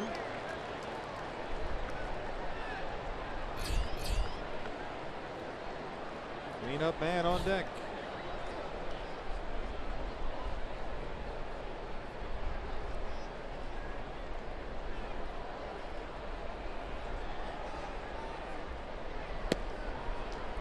Walks for the second time of the ball game. So the D-backs have 2 on and 1 out for Ricky Weeks Jr. Darren Balsley, the pitching coach, will pay a visit. Ricky so far has tapped back to the mound and lined out to center. Clayton Richard so far has walked 3, struck out 5. He's given up just 2 hits. Pitched pretty well for the Cubs last year, Clayton Richard. 23 appearances, almost all in relief. 4-2 with 3.83 ERA. Pitched out of their bullpen in both the National League Division Series and the NLCS last year. But struggled this season with the Cubs. He was hampered by a knee injury. Chicago let him go right after they picked up Aroldis Chapman at the trade deadline. Now he's in San Diego. Gosselin is at second, Goldie at first. 1 out. Ricky Weeks Jr. 0 for 2.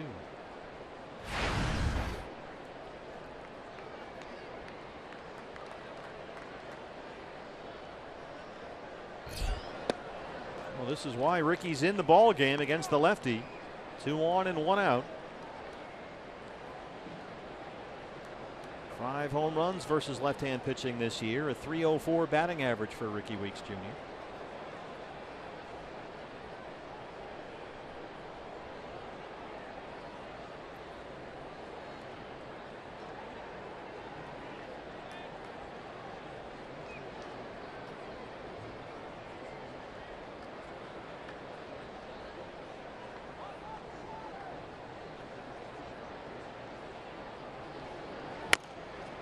Another tapper to the mound. Richard, he throws another one away. Here comes Goslin. He will score.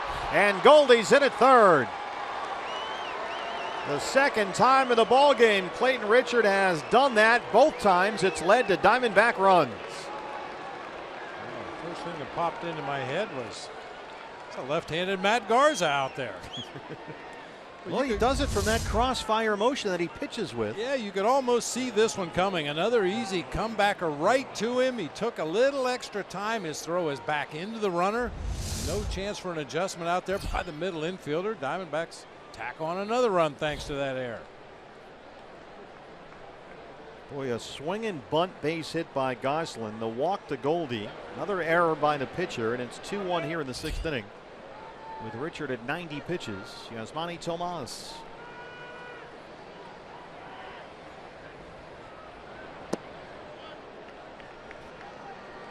First time in the ball game, Tomas did not swing at the first pitch and ground out. It's 1-0.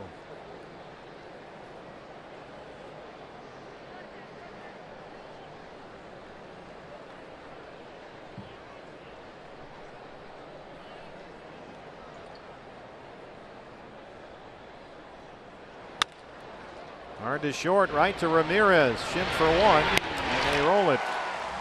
But Clayton Richard throws another easy comebacker into right center field, and it's another Diamondback run.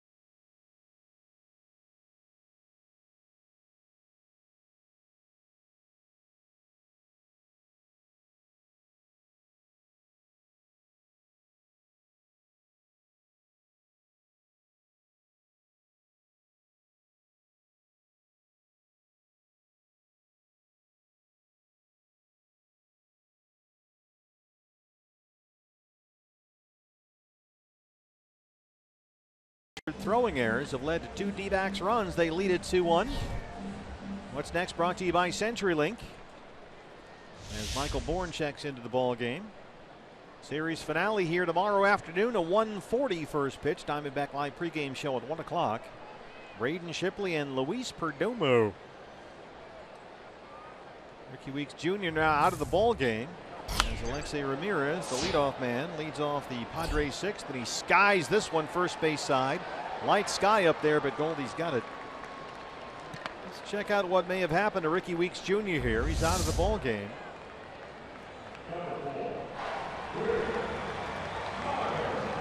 Something on that slide, maybe running the bases. Could be just a defensive change. Yeah, I mean, once his spot in the lineup is gone, yeah, he's kind of rubbing the outside of that right ankle. You want to get your best defense in the game. Ricky Weeks' spot probably wouldn't come up again until the 9th inning, if at all. Continues to check on that right ankle, right foot area. So Mitch Haniger moves from center to left, replacing Ricky Weeks Jr. and Michael Bourne is back in center. Here's Wil Myers, who has struck out twice, 0 for 2. Robbie Ray so far, he has walked 1, struck out 10. So Haniger in left, Bourne in center, Tomas still the right fielder.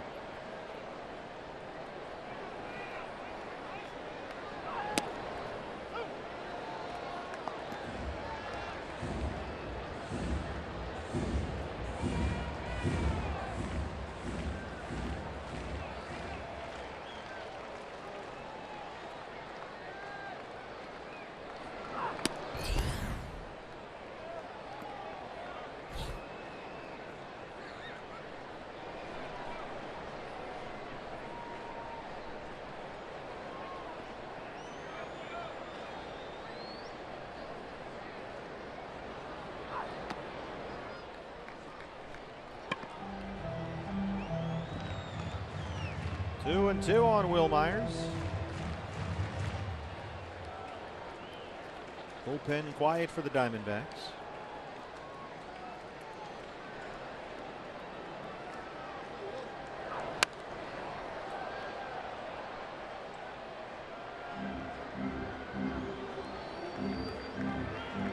Robbie Ray has 10 strikeouts tonight. This is his 3rd double-digit strikeout game this year. His season and career high is 11 strikeouts. That was at Miller Park in Milwaukee, July 28th. And he punches out Myers for the 3rd time, and now he's tied his career high, 11 strikeouts for Robbie Ray.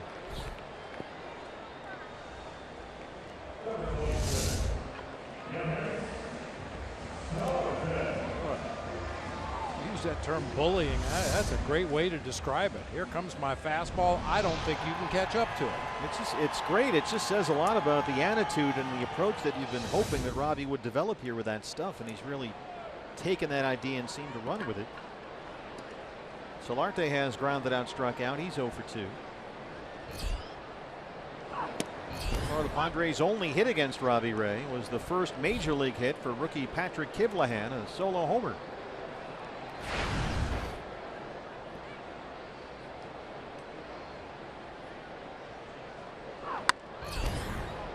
Robbie Ray ahead of Solarte, no balls and 2 strikes. Robbie had that one start, or that one span of 3 straight starts at Cincinnati, at Milwaukee, then home against the Nationals when he struck out 10, 11, and 9, 30 strikeouts in 3 starts. And he's back on that track tonight, looking for number 12. On the ground to shortstop for Segura. Funny hop, but Gene collects it and throws him out. A quick 1-2-3-6, the shutdown inning for Robbie Ray, who leads it 2-1.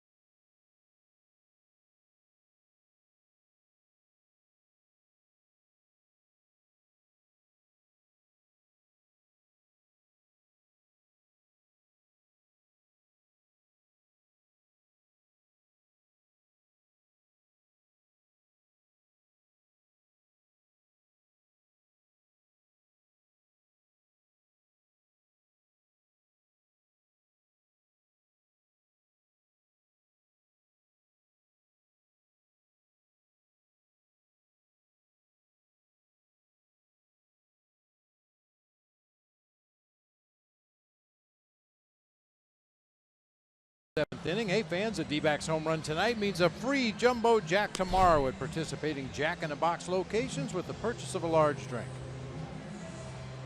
Seventh inning in San Diego. Diamondbacks lead the Padres 2-1.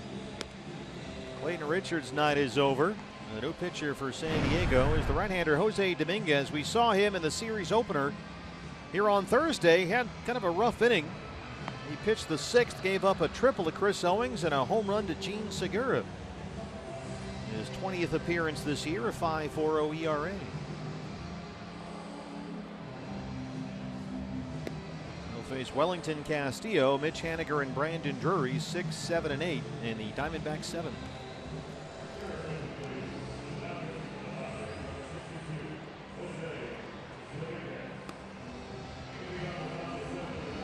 D-backs have scored there 2 runs in each of the last 2 innings, both with the assistance of Clayton Richard throwing errors.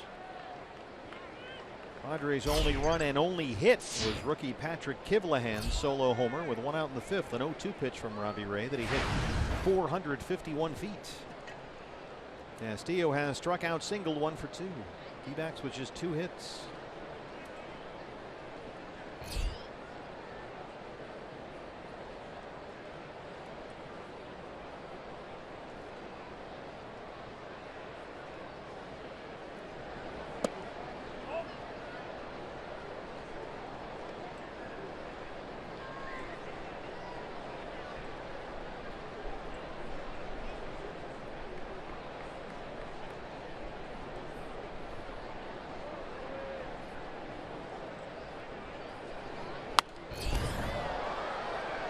Sky high pop up near the screen, and it's not a play.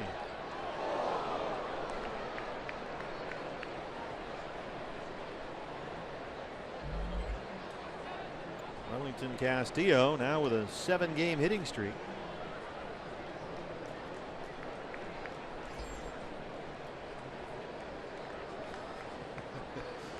Padre fans are not real good at fielding foul balls. Bob Brenly, ladies and gentlemen. Is there an issue? Well, no, he's okay. The gentleman was in his seat as that pop-up was coming down behind home plate, and everybody was trying to make a play, and he was just kind of leaning out of the way, and of course it hit him right in the back. They're great athletes here in San Diego, all the fine folks. They must be out at the beach.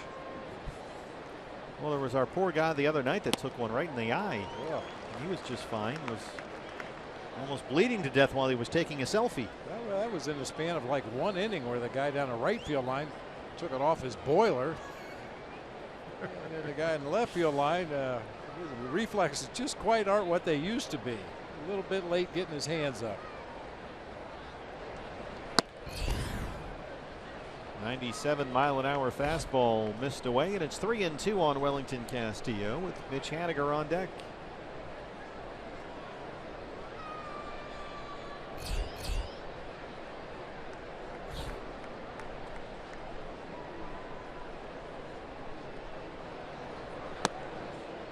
A leadoff walk, 4th walk of the ball game issued by Padres pitchers.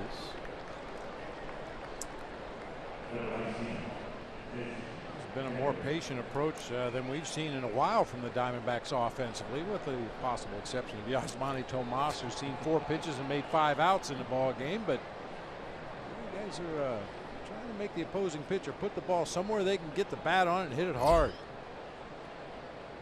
Mitch Haniger has struck out, reached on a Clayton Richard throwing error.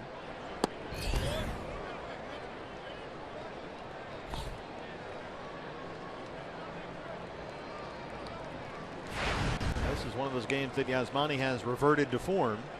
Not a lot of patience up there, and the results speak for themselves. 3 ground ball outs, twice into double plays for Tomas. Well, Dominguez can throw a strike. It's 2-0.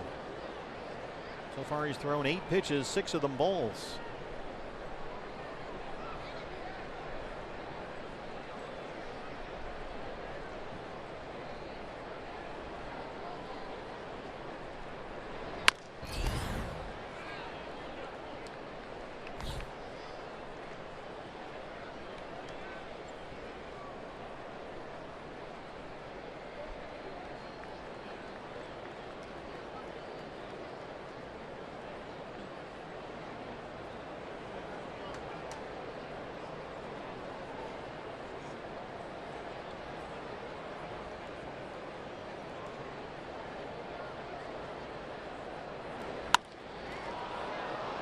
Fly ball to center.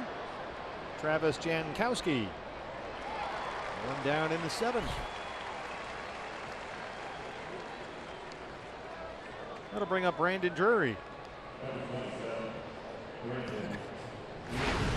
It's a good thing Haniger put that ball in play, because a couple more pitches and Brandon Drury would have been standing in the batter's box with Mitch Haniger. With each successive pitch, he got a little bit closer and a little bit closer. He left that on deck circle and was standing about 20 feet from home plate when Haniger flied out to center field. He just can't wait to hit.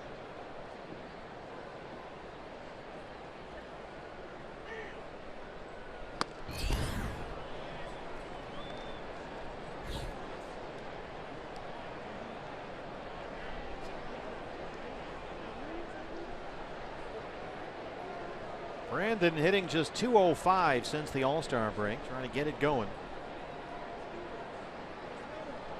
He's reached on a Solarte throwing error and hit into a double play. 1-1.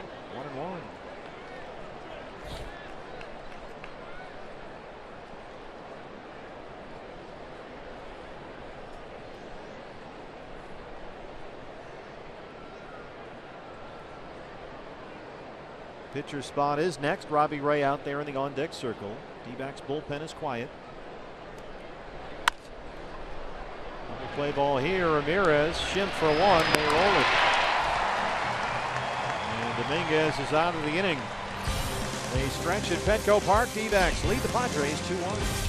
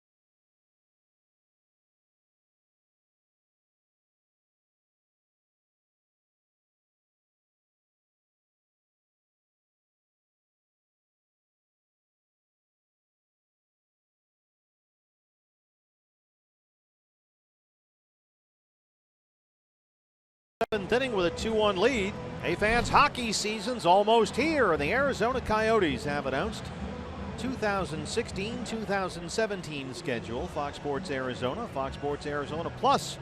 They'll be televising 81 games, and you can see which games by visiting foxsportsarizona.com. Drop the puck.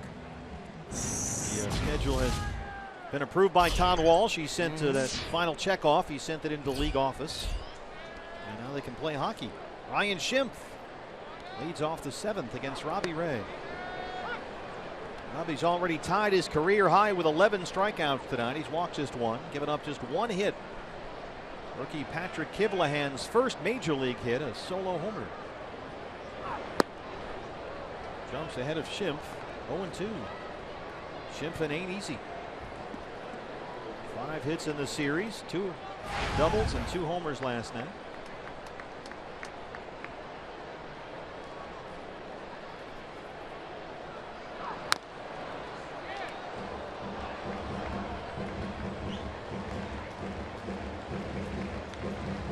Schimpf has homered twice off lefties this year.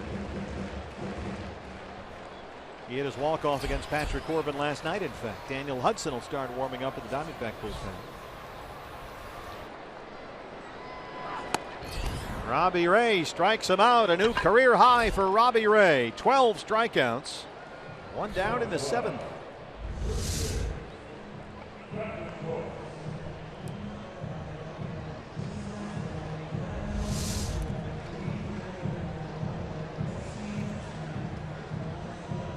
Christian Bethancourt has struck out twice.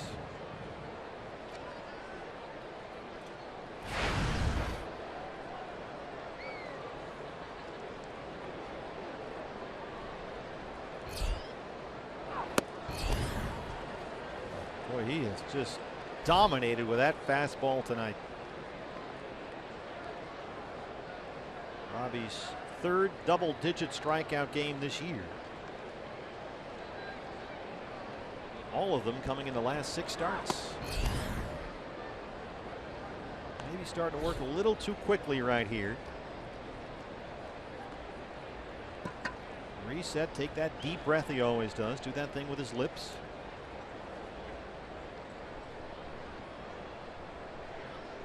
There it is.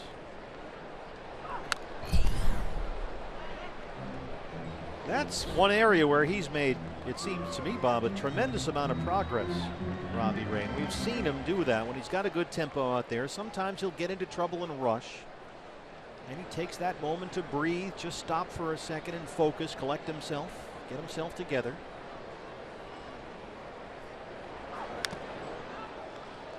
And he calls it sort of exaggerated or over-exaggerated breathing, just to calm himself down, and usually works pretty well.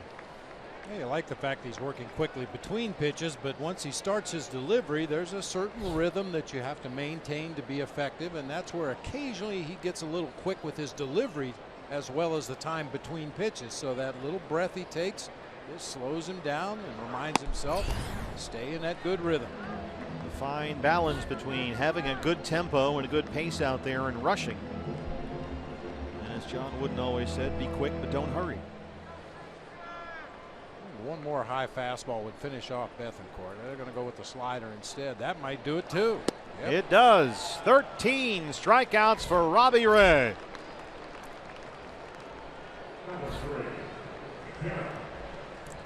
Well, that's when you know you're locked in out there on the mound, when you kind of think in the back of your mind, well, I could strike him out with a 97-mile-an-hour fastball up around the letters, or I could back foot slider him. What do I want to do this time? I'll throw a back foot slider.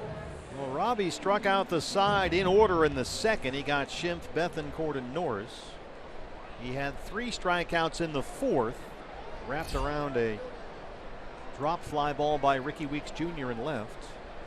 2 strikeouts in the 5th, 1 in the 6th, and now 2 here in the 7th as Norris steps in.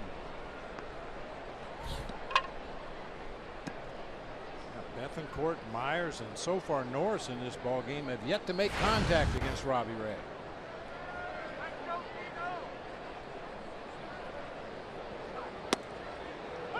One and one.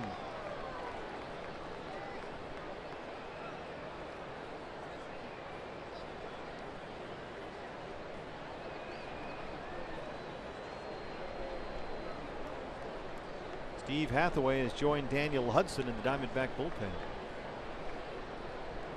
A righty and a lefty up. Norris fouls that one off, and it's 1-2.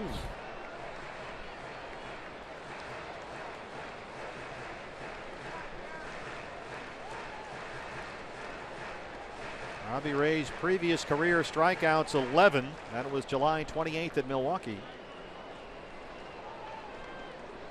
He got his 11th back in the 6th. He's now up to 13. 2 outs and a 1-2 count on Norris in the 7th.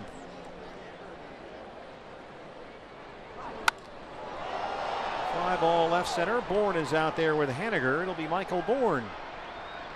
And Robbie Ray is through 7 with 13 strikeouts and a 2-1 lead.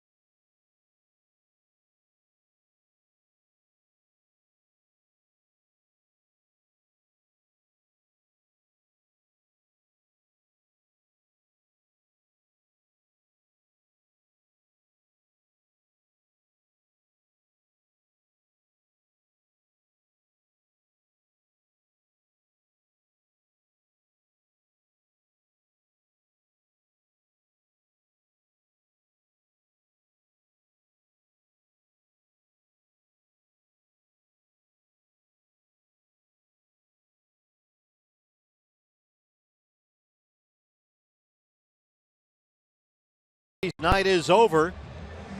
7 innings, a career high 13 strikeouts, only 1 walk. Big hug from his pitching coach, Mike Butcher. As we're back at Petco Park, D-backs fans, if you can't catch the games on TV, stream them live on your mobile device with the all-new Fox Sports Go app. Download the app, take Fox Sports Arizona and Diamondbacks baseball with you wherever you go. Chris Owings will lead it off for the Diamondbacks. He'll hit for Robbie Ray. Pitcher spot will lead it off. What a ball game by Robbie. 105 pitches, 75 for strikes, 1 walk, a career high 13 punchouts. He threw first pitch strikes to 18 of the 24 he faced. Wow. Tremendous performance. Gave up only 1 hit, the Kivlahan homer with 1 out in the 5th.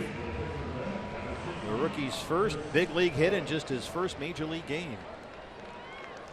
Diamondbacks have only 2 hits. Time to get something started here as Owings bats for Ray to lead off the 8th. CO 283, 2 home runs. He has got 4 hits and a pair of walks in this series. He scored twice.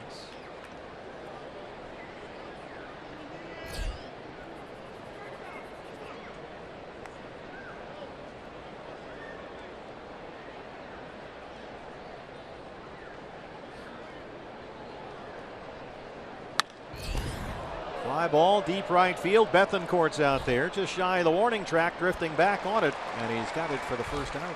Hey fans, anytime the D-backs score 5 runs or more, Taco Bell is giving away 3 free tacos with the purchase of a large drink between 4 and 6 the following day at participating locations. Jean Segura hitless so far tonight, 0 for 3. He has struck out, grounded out twice. Jean with a 6-game hitting streak on the line. He's hit safely in 12 of his last 13. A lot of guys have hitting streaks on the line, notably Bob Brenly, who's beat the streak run, is getting perilously close to finishing here. Yeah. What do you got on DJ LeMahieu? He's still 0 for 2. He has driven in a run with a ground out. He has walked in the ball game, but looking for that first hit. Trying to get to 20. Daniel Hudson and Steve Hathaway were warming up in the Diamondback bullpen. Both those guys are sitting down now, and Jake Barrett has started throwing. So it looks like Barrett will get the bottom of the 8th. Padres will have Kivlahan, Richard, and Jankowski due up. That's the pitcher spot in the 8th inning. 7, 8, 9. Segura drives one deep center field. Jankowski runs it down. Just shy of the 396 mark out there. 2 outs. It was a going out in the book, but Jean Segura has really been driving the ball lately. Out of the ballpark at times, into the gaps, that time deep to center field for an out. Jean 0 for 4. That'll bring up Phil Gosselin. Phil has walked, singled, he scored a run. He'll start tonight at second base.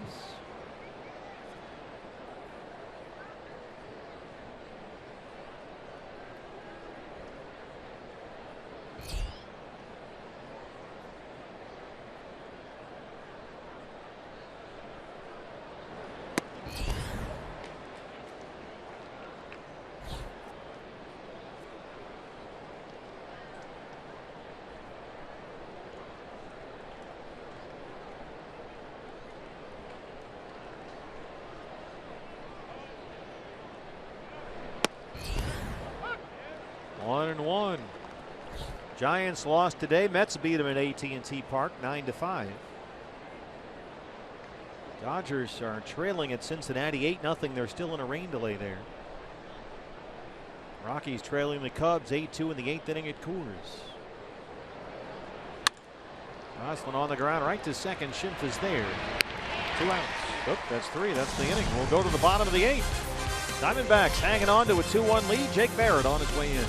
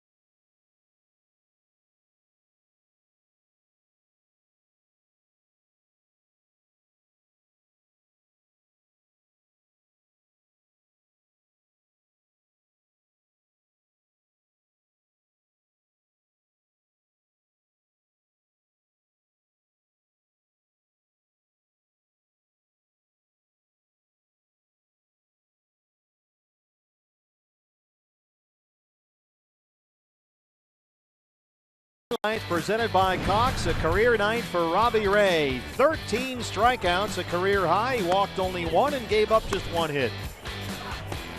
105 pitches, 75 strikes. He just beat these guys up. First pitch strikes to 18 of 24 batters. He dominated the Padres here tonight. That's a great word, dominate. We haven't seen a Diamondback starting pitcher go out and dominate an opposing lineup the way he did tonight at all this season. Arizona Federal Credit Union pitching change. Right-hander Jake Barrett, a 4.23 ERA in 52 appearances. Jake came on to pitch the 8th inning Thursday here. He was pretty good there for a bit. Got the first two he faced, then allowed 2 hits and a walk, and was charged with 3 runs. And that was 2 outings after a blown save against the Mets at Citi Field. Patrick Kivlehan, who has the Padres' only hit tonight, leads off the 8th inning. Defensive changes for the Diamondbacks. Gene Segura takes over at second base for Phil Gosselin, and Chris Owens moves over to shortstop.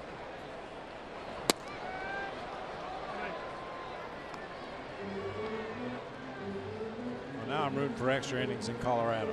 I need the Rockies to make some kind of a furious comeback because DJ LeMahieu is 0 for the day and won't hit again unless they go into extras. 0-2.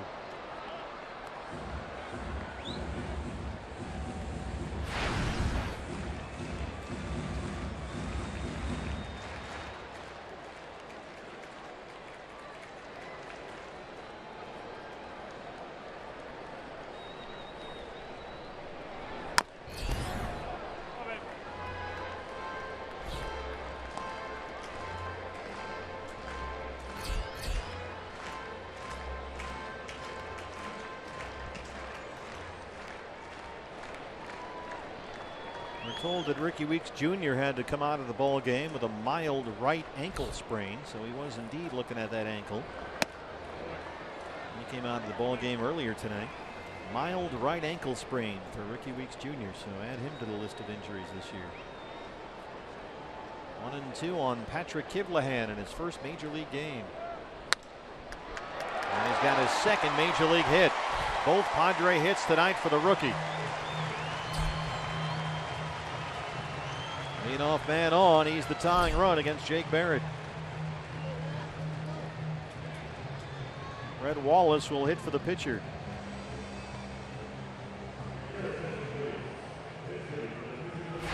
Wallace 194, 6 home runs. He has walked and struck out in his only 2 plate appearances in this series. Pitcher spot is 8th in the Padre order.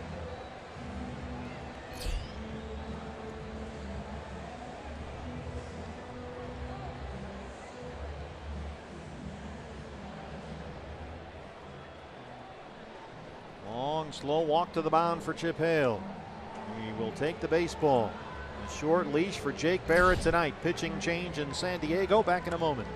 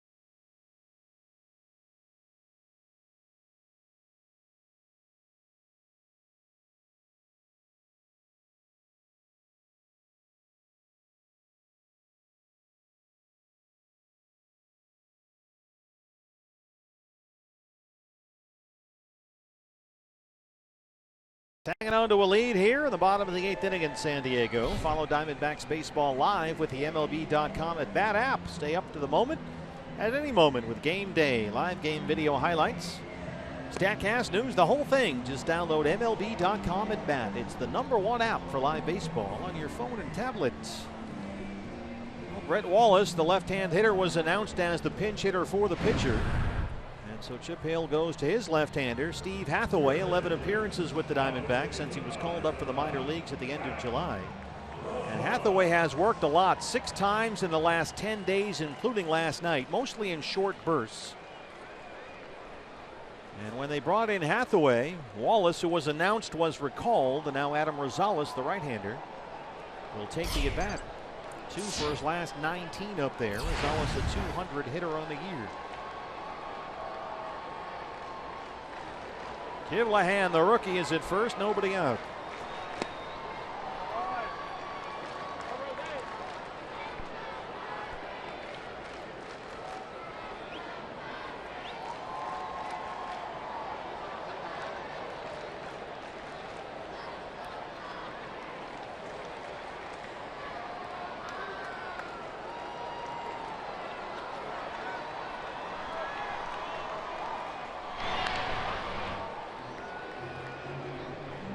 First major league game for Patrick Kivlahan, called up from AAA El Paso before the game today, and he's got the Padres' only 2 hits.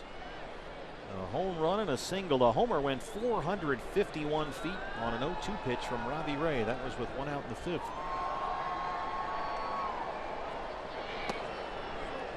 Hathaway behind on Rosales, 2-0.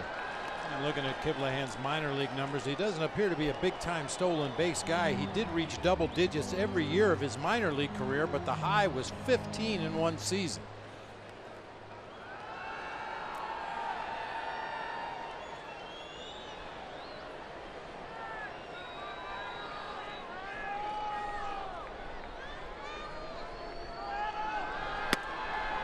Was in there for a strike. Kivlahan's an interesting guy. Think about this if you're going to turn a double play on him. 4 seasons of football at Rutgers for some pretty good Rutgers teams. Finally joined the baseball team his senior season and wound up winning the Big East Triple Crown. Wow. In his first year of college baseball, the first Triple Crown in Big East history. 2-2. But he's a football player coming at you if you're a middle infielder trying to turn 2. We have rules about that. What are the rules? Well, you can't play football at second base. Breaking up double plays. That's right. Tell that to Chase Utley.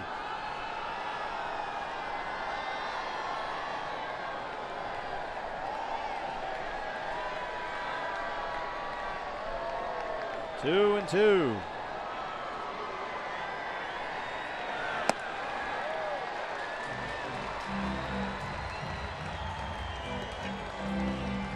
I have to admit that was a lot of fun back in the day. If you were the runner at first base, especially if you had a grudge against one of the middle infielders.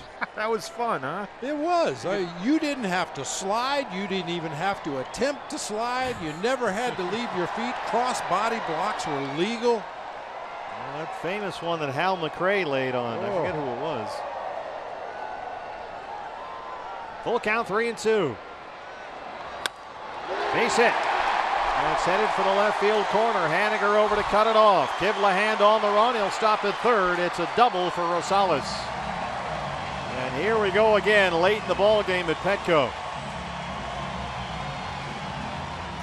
The first 2 games have gone exactly this way for Chip Hale and his baby bullpen. Fastball inside part of the plate. Rosales, the right-handed version of Brett Wallace. He's a guy that comes off the bench and looks to pull something hard to left field. That time he got a pitch on the inner third of the plate and doubles down that left field line. And Rosales runs very well. Here comes Mike Butcher. The left-hand hitting Travis Jankowski, batting 9th tonight, will be the hitter. The Padres have second and third. Nobody out in a 1-run ball game.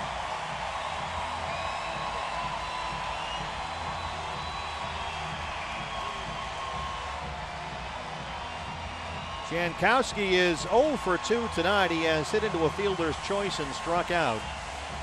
He's only 6 for 52 against left-hand pitchers this year. With that in mind, don't be surprised to see Jankowski try to drop down a bunt, either square around and play a safety squeeze, maybe bunt for a base hit. When you've had so little success against left-handed pitching in an RBI situation like this, you have to get creative sometimes. Hudson warming up again in the D-back bullpen. Hathaway and Jankowski. Kivlahan is at third. Rosales at second. Nobody out.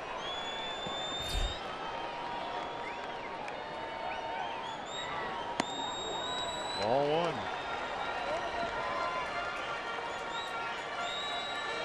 Travis Jankowski hitting almost .360 for his young career against the Diamondbacks. He's been a problem. 14 hits in 14 games versus the D-backs.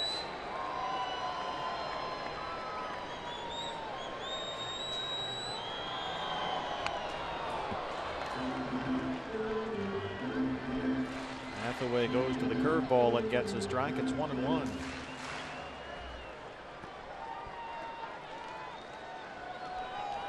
This figures to be Hathaway's final hitter, with Hudson warming up in the bullpen and righties Ramirez and Myers coming up.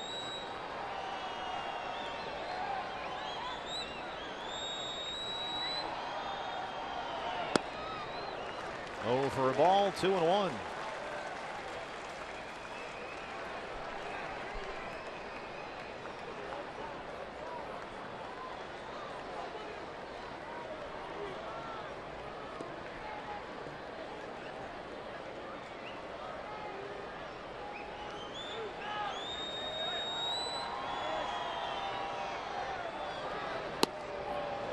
There's a strike.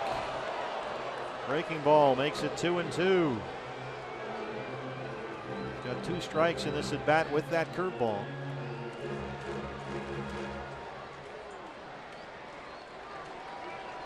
Glenn Hoffman coaching at third. Kivlahan at third base. Rosales with very good speed at second.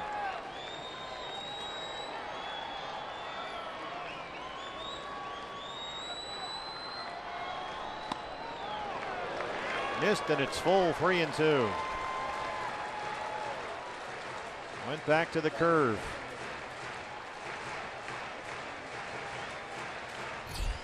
Ramirez on deck, Myers in the hole. Still no outs.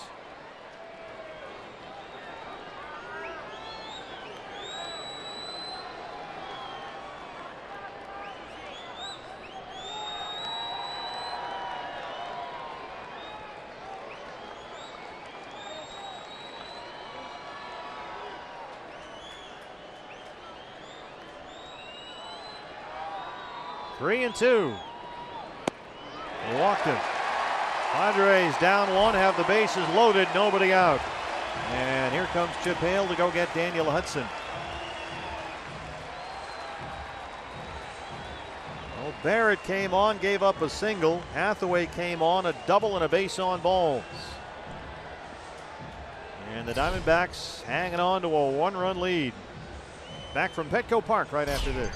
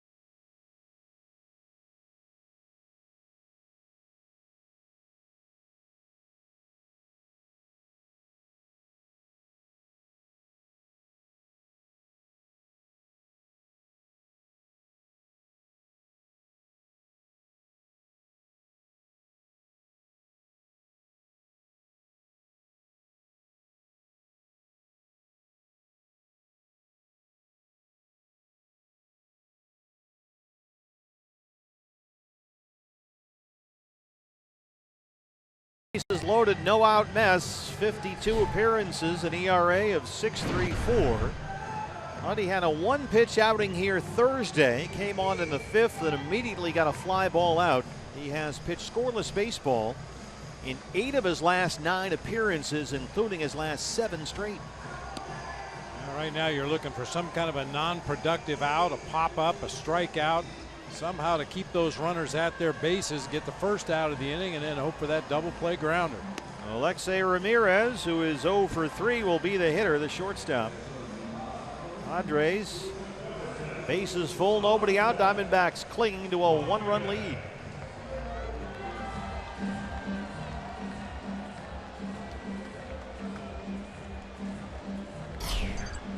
Ramirez has grounded out twice, popped up 0 for 3.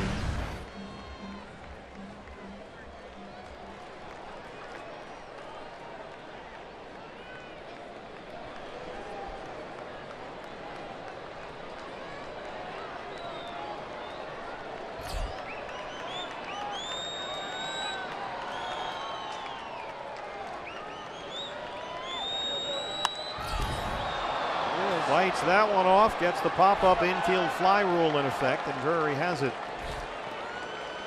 1 pitch, 1 out for Huddy, same as Thursday. Just what you're looking for right there. A quick out, keep the ball on the infield. I hope to throw that sinker down low in the zone, get Will Myers to roll over and hit your ground ball somewhere.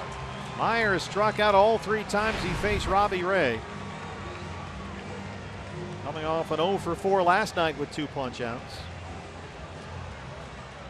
Patrick Kiblahan, the rookie, the tying run at third. Adam Rosales, the go-ahead run at second, and Travis Jankowski with very good speed at first.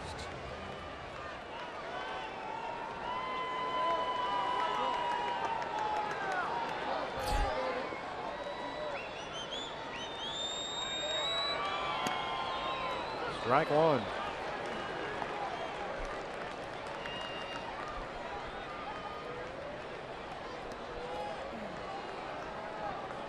Slider for Huddy starting to make some progress. Chappelle said it still need to tighten it up just a little bit, but it's looked better lately.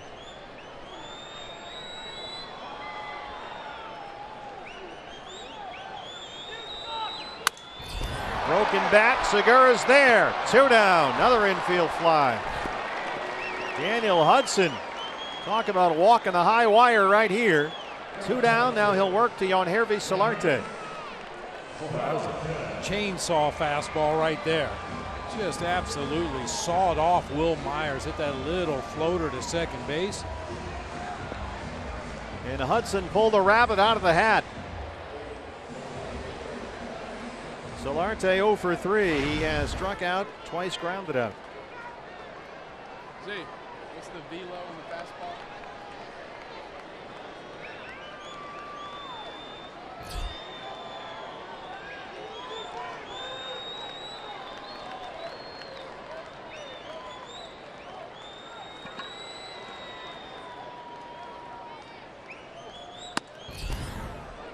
Fastball is strike 1.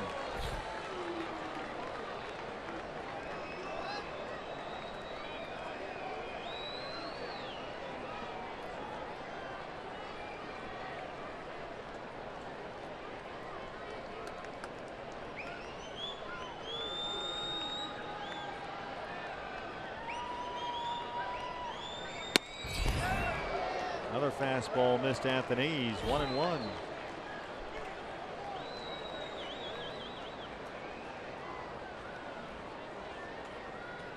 Solarte has been a problem for the D-backs this year. 4 doubles and 4 home runs. A career .325 hitter against Arizona.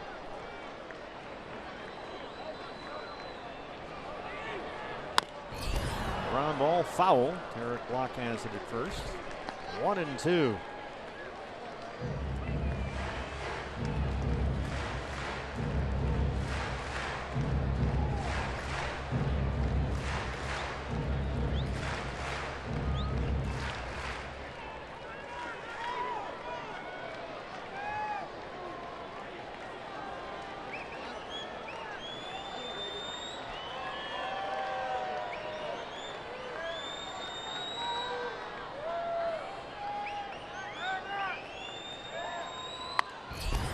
Popped him up.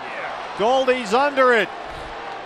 Daniel Hudson comes in, bases loaded, no outs. 2-1 ball game in the 8th inning. And Huddy leaves them loaded. It's still 2-1 Diamondbacks.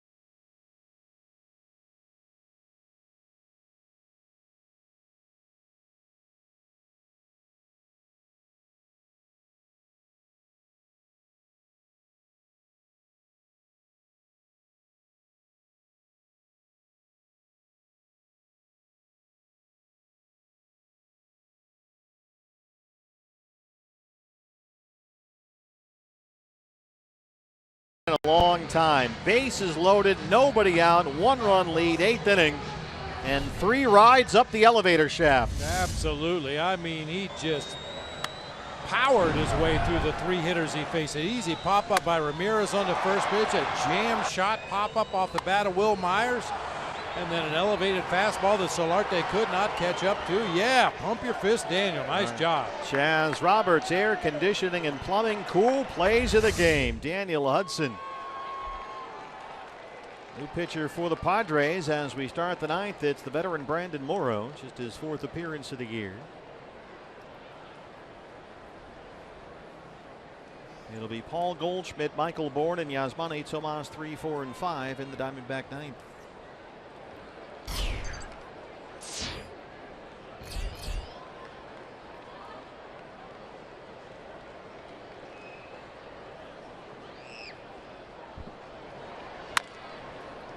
Solarte at third. He's making it an adventure down there nearly every time. He's already got 1 throwing error. Almost had another earlier in the ball game.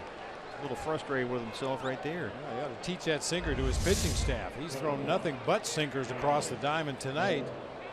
Watch how his arm comes around and then over the top of this throw. That ball sinking from the instant it left his hand. Nice play by Will Myers on the other end to save his third baseman. First at bat tonight for Michael Bourne.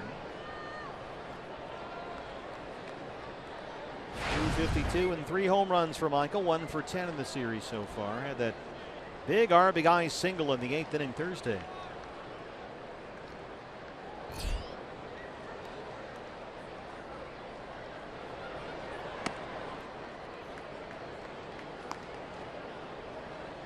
Diamondbacks still with only 2 hits, but they lead it 2-1. Both runs coming in courtesy of Clayton Richard throwing errors.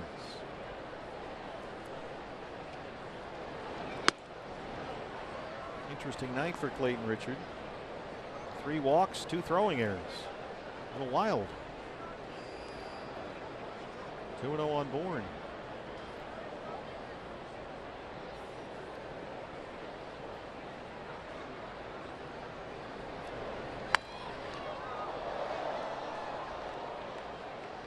Enrique Burgos warming up in the D-backs bullpen. Looks like he'll get the save opportunity.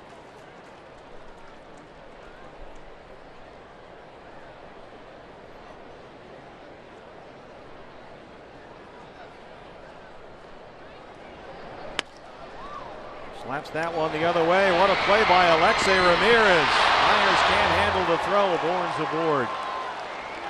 He did it that way for a long time in a White Sox uniform. Third hit for the Diamondbacks. Yeah, nice diving stop. Doesn't even bother to get to his feet. Throws from his knees. An intentional one hop over there to Will Myers, who actually just dropped that ball at the end of the play. Hit him right in the glove.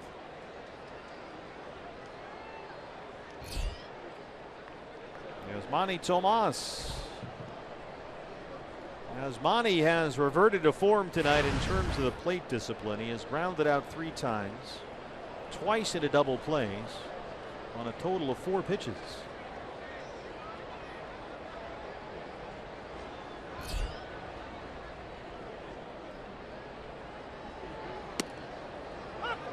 Takes that breaking ball, and it's strike 1.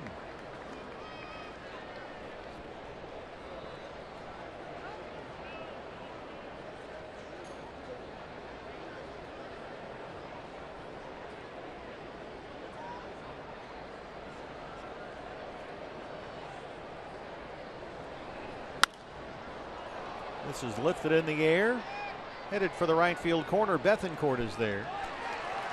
2 outs.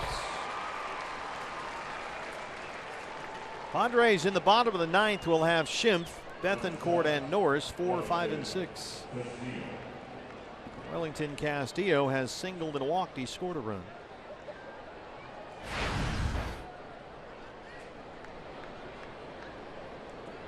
Well, he's now hit safely in 7 straight games.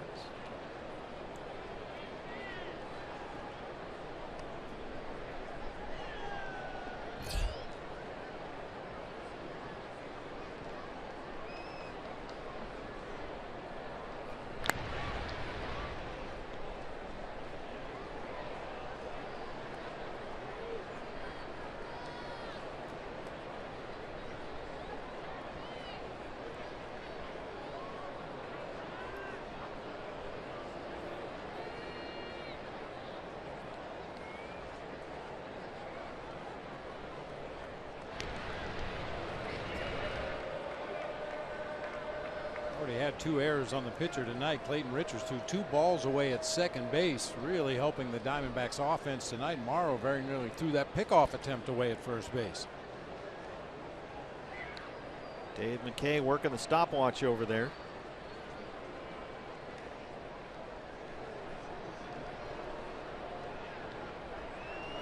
Warren holds, and Castillo sends it into the left center field gap. Michael takes the turn and heads for third. It goes under the glove of Kivlahan, and Castillo sneaks into second. Oh, it's been a sloppy night defensively for San Diego.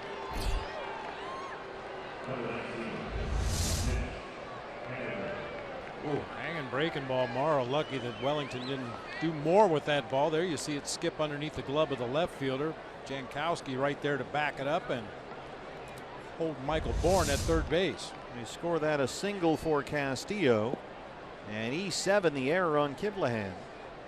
So the D-backs a chance to pad this lead. Second and third, 2 outs for the rookie Mitch Haniger. Mitch so far tonight 0 for 3. That's the Padres' 4th error tonight.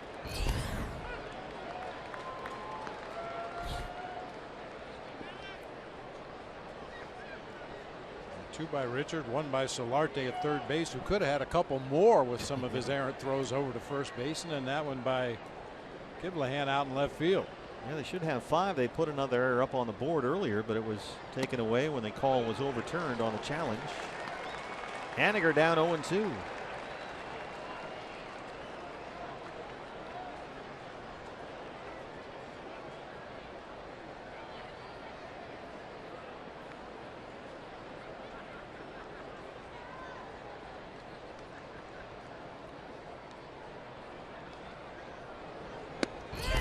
Called strike 3. Morrow strands 2. So here we go. Bottom 9, Diamondbacks have a 1-run lead.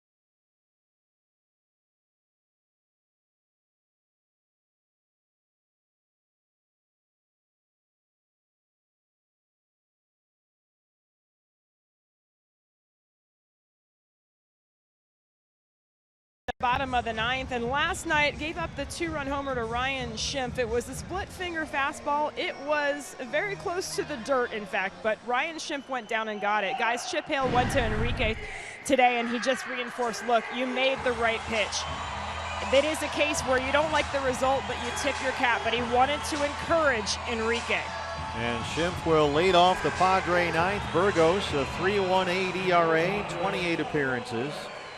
And another bumpy ride for Enrique last night, his second blown save in as many nights. Came on with that 4-2 lead in the 8th inning, a double by Solarte, then the game-tying homer to Schimpf, who went on to hit the walk-off in the 10th against Patrick Corbin. And another chance for Burgos here with a 2-1 lead as Schimpf leads off the Padre ninth. It really was a good split finger working its way down toward the ground. Kind of reminded me of the one that Curt Schilling threw to Alfonso Soriano in Game 7 of the World Series. Headed for the dirt, and somehow Soriano got underneath it and lifted it to left field for a home run. What was amazing was not only did he barrel it up, but he took it out the other way to left center field. Yep. Andy Green was marveling about that after the ball game last night. Said, well, guys just don't do that. They don't hit it, let alone with that kind of power.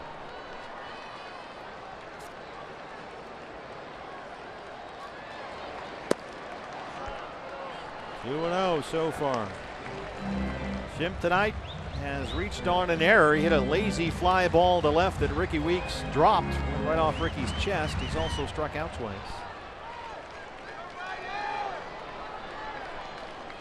Schimpf, Bethancourt, Norris, 4, 5, and 6 for the Padres in the 9th against Burgos.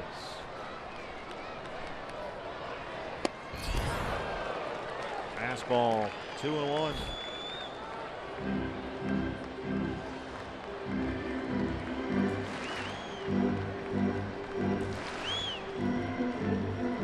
Schimpf coming into the game tonight, 5 games versus the D-backs, 4 doubles, 5 home runs, and 10 RBIs. Hitless so far tonight. 97 right by him, and it's 2-2.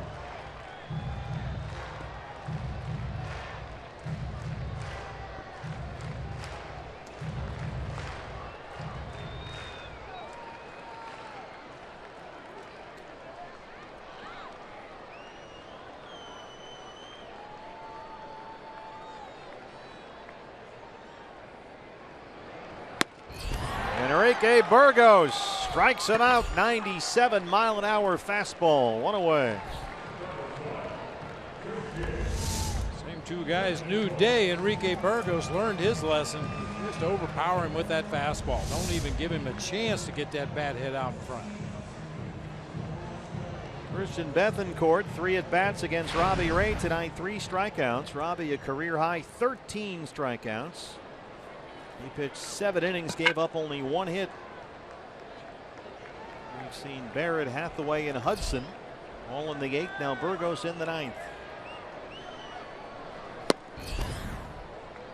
He did not go. Doug Eddings down there, and it's 1-0 on Bethancourt.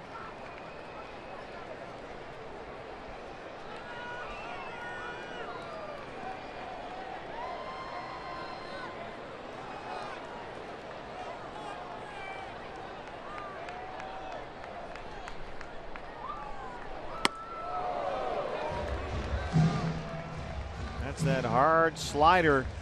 Enrique Burgos, he throws 97, 98. That slider is oftentimes low 90s. That one got away from a bit. 2-0.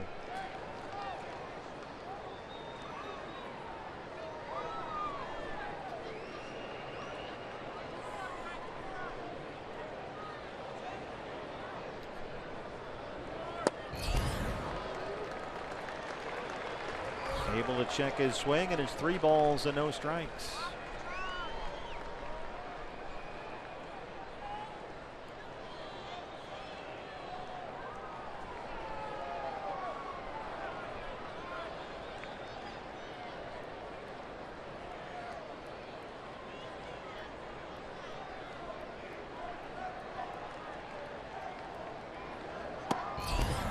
He walked him. Well, it's been almost a season's worth of growing pains for this young Diamondback bullpen in just 3 games so far in San Diego. And the drama, at least for the moment, will continue. The catcher Derek Norris steps up.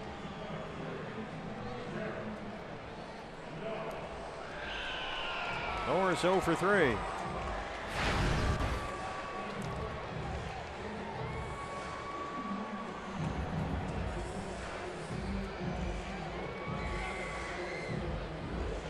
It's just so frustrating.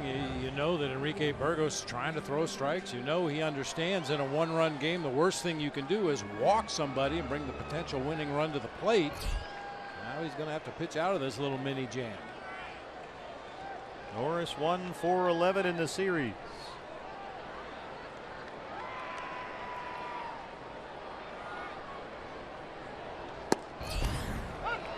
Back to the fastball for strike one.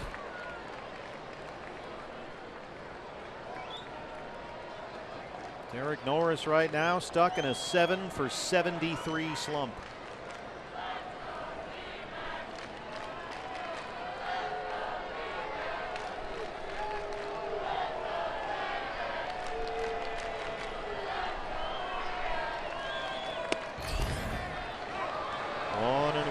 Padre catcher.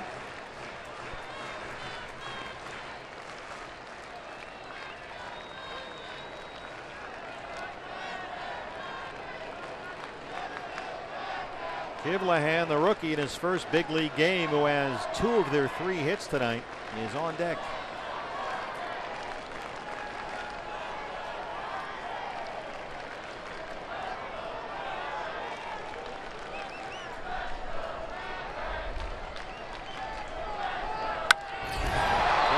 Center field, Michael Bourne. 2 outs.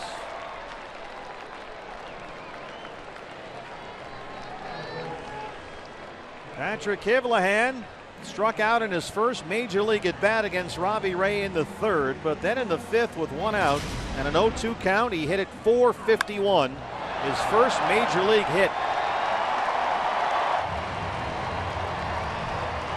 Single against Jake Barrett to lead off the 8th. He is the winning run at the plate. 2 outs, bottom 9.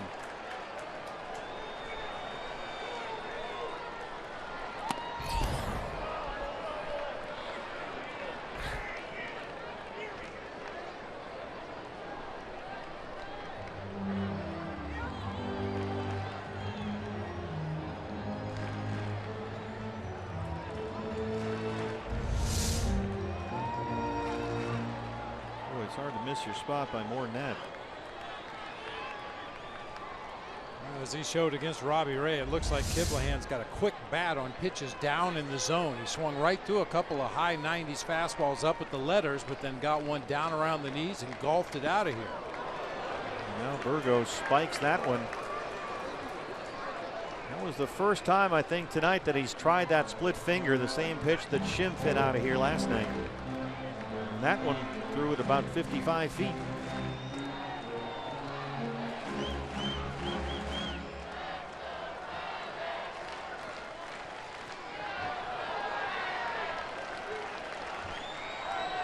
Patrick Kivlahan just called up today from AAA El Paso.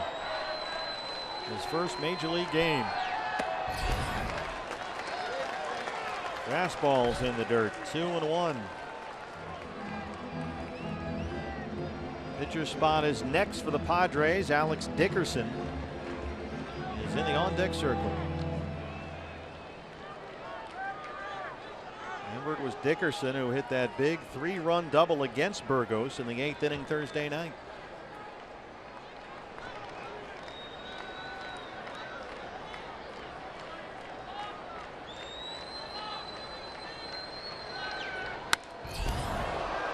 Two and two.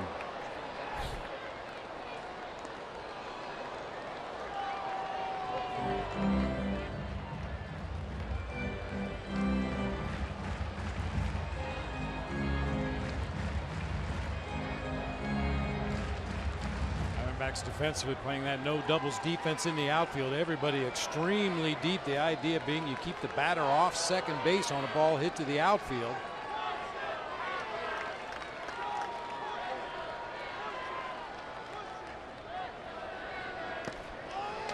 And Again, Burgos spikes one in the dirt. Wellington Castillo really earning his money in this 9th inning. A full count to the rookie Kiblahan.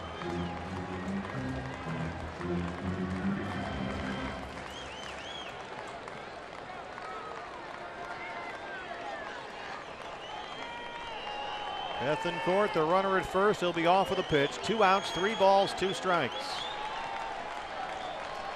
Goldie lines up behind the runner at first.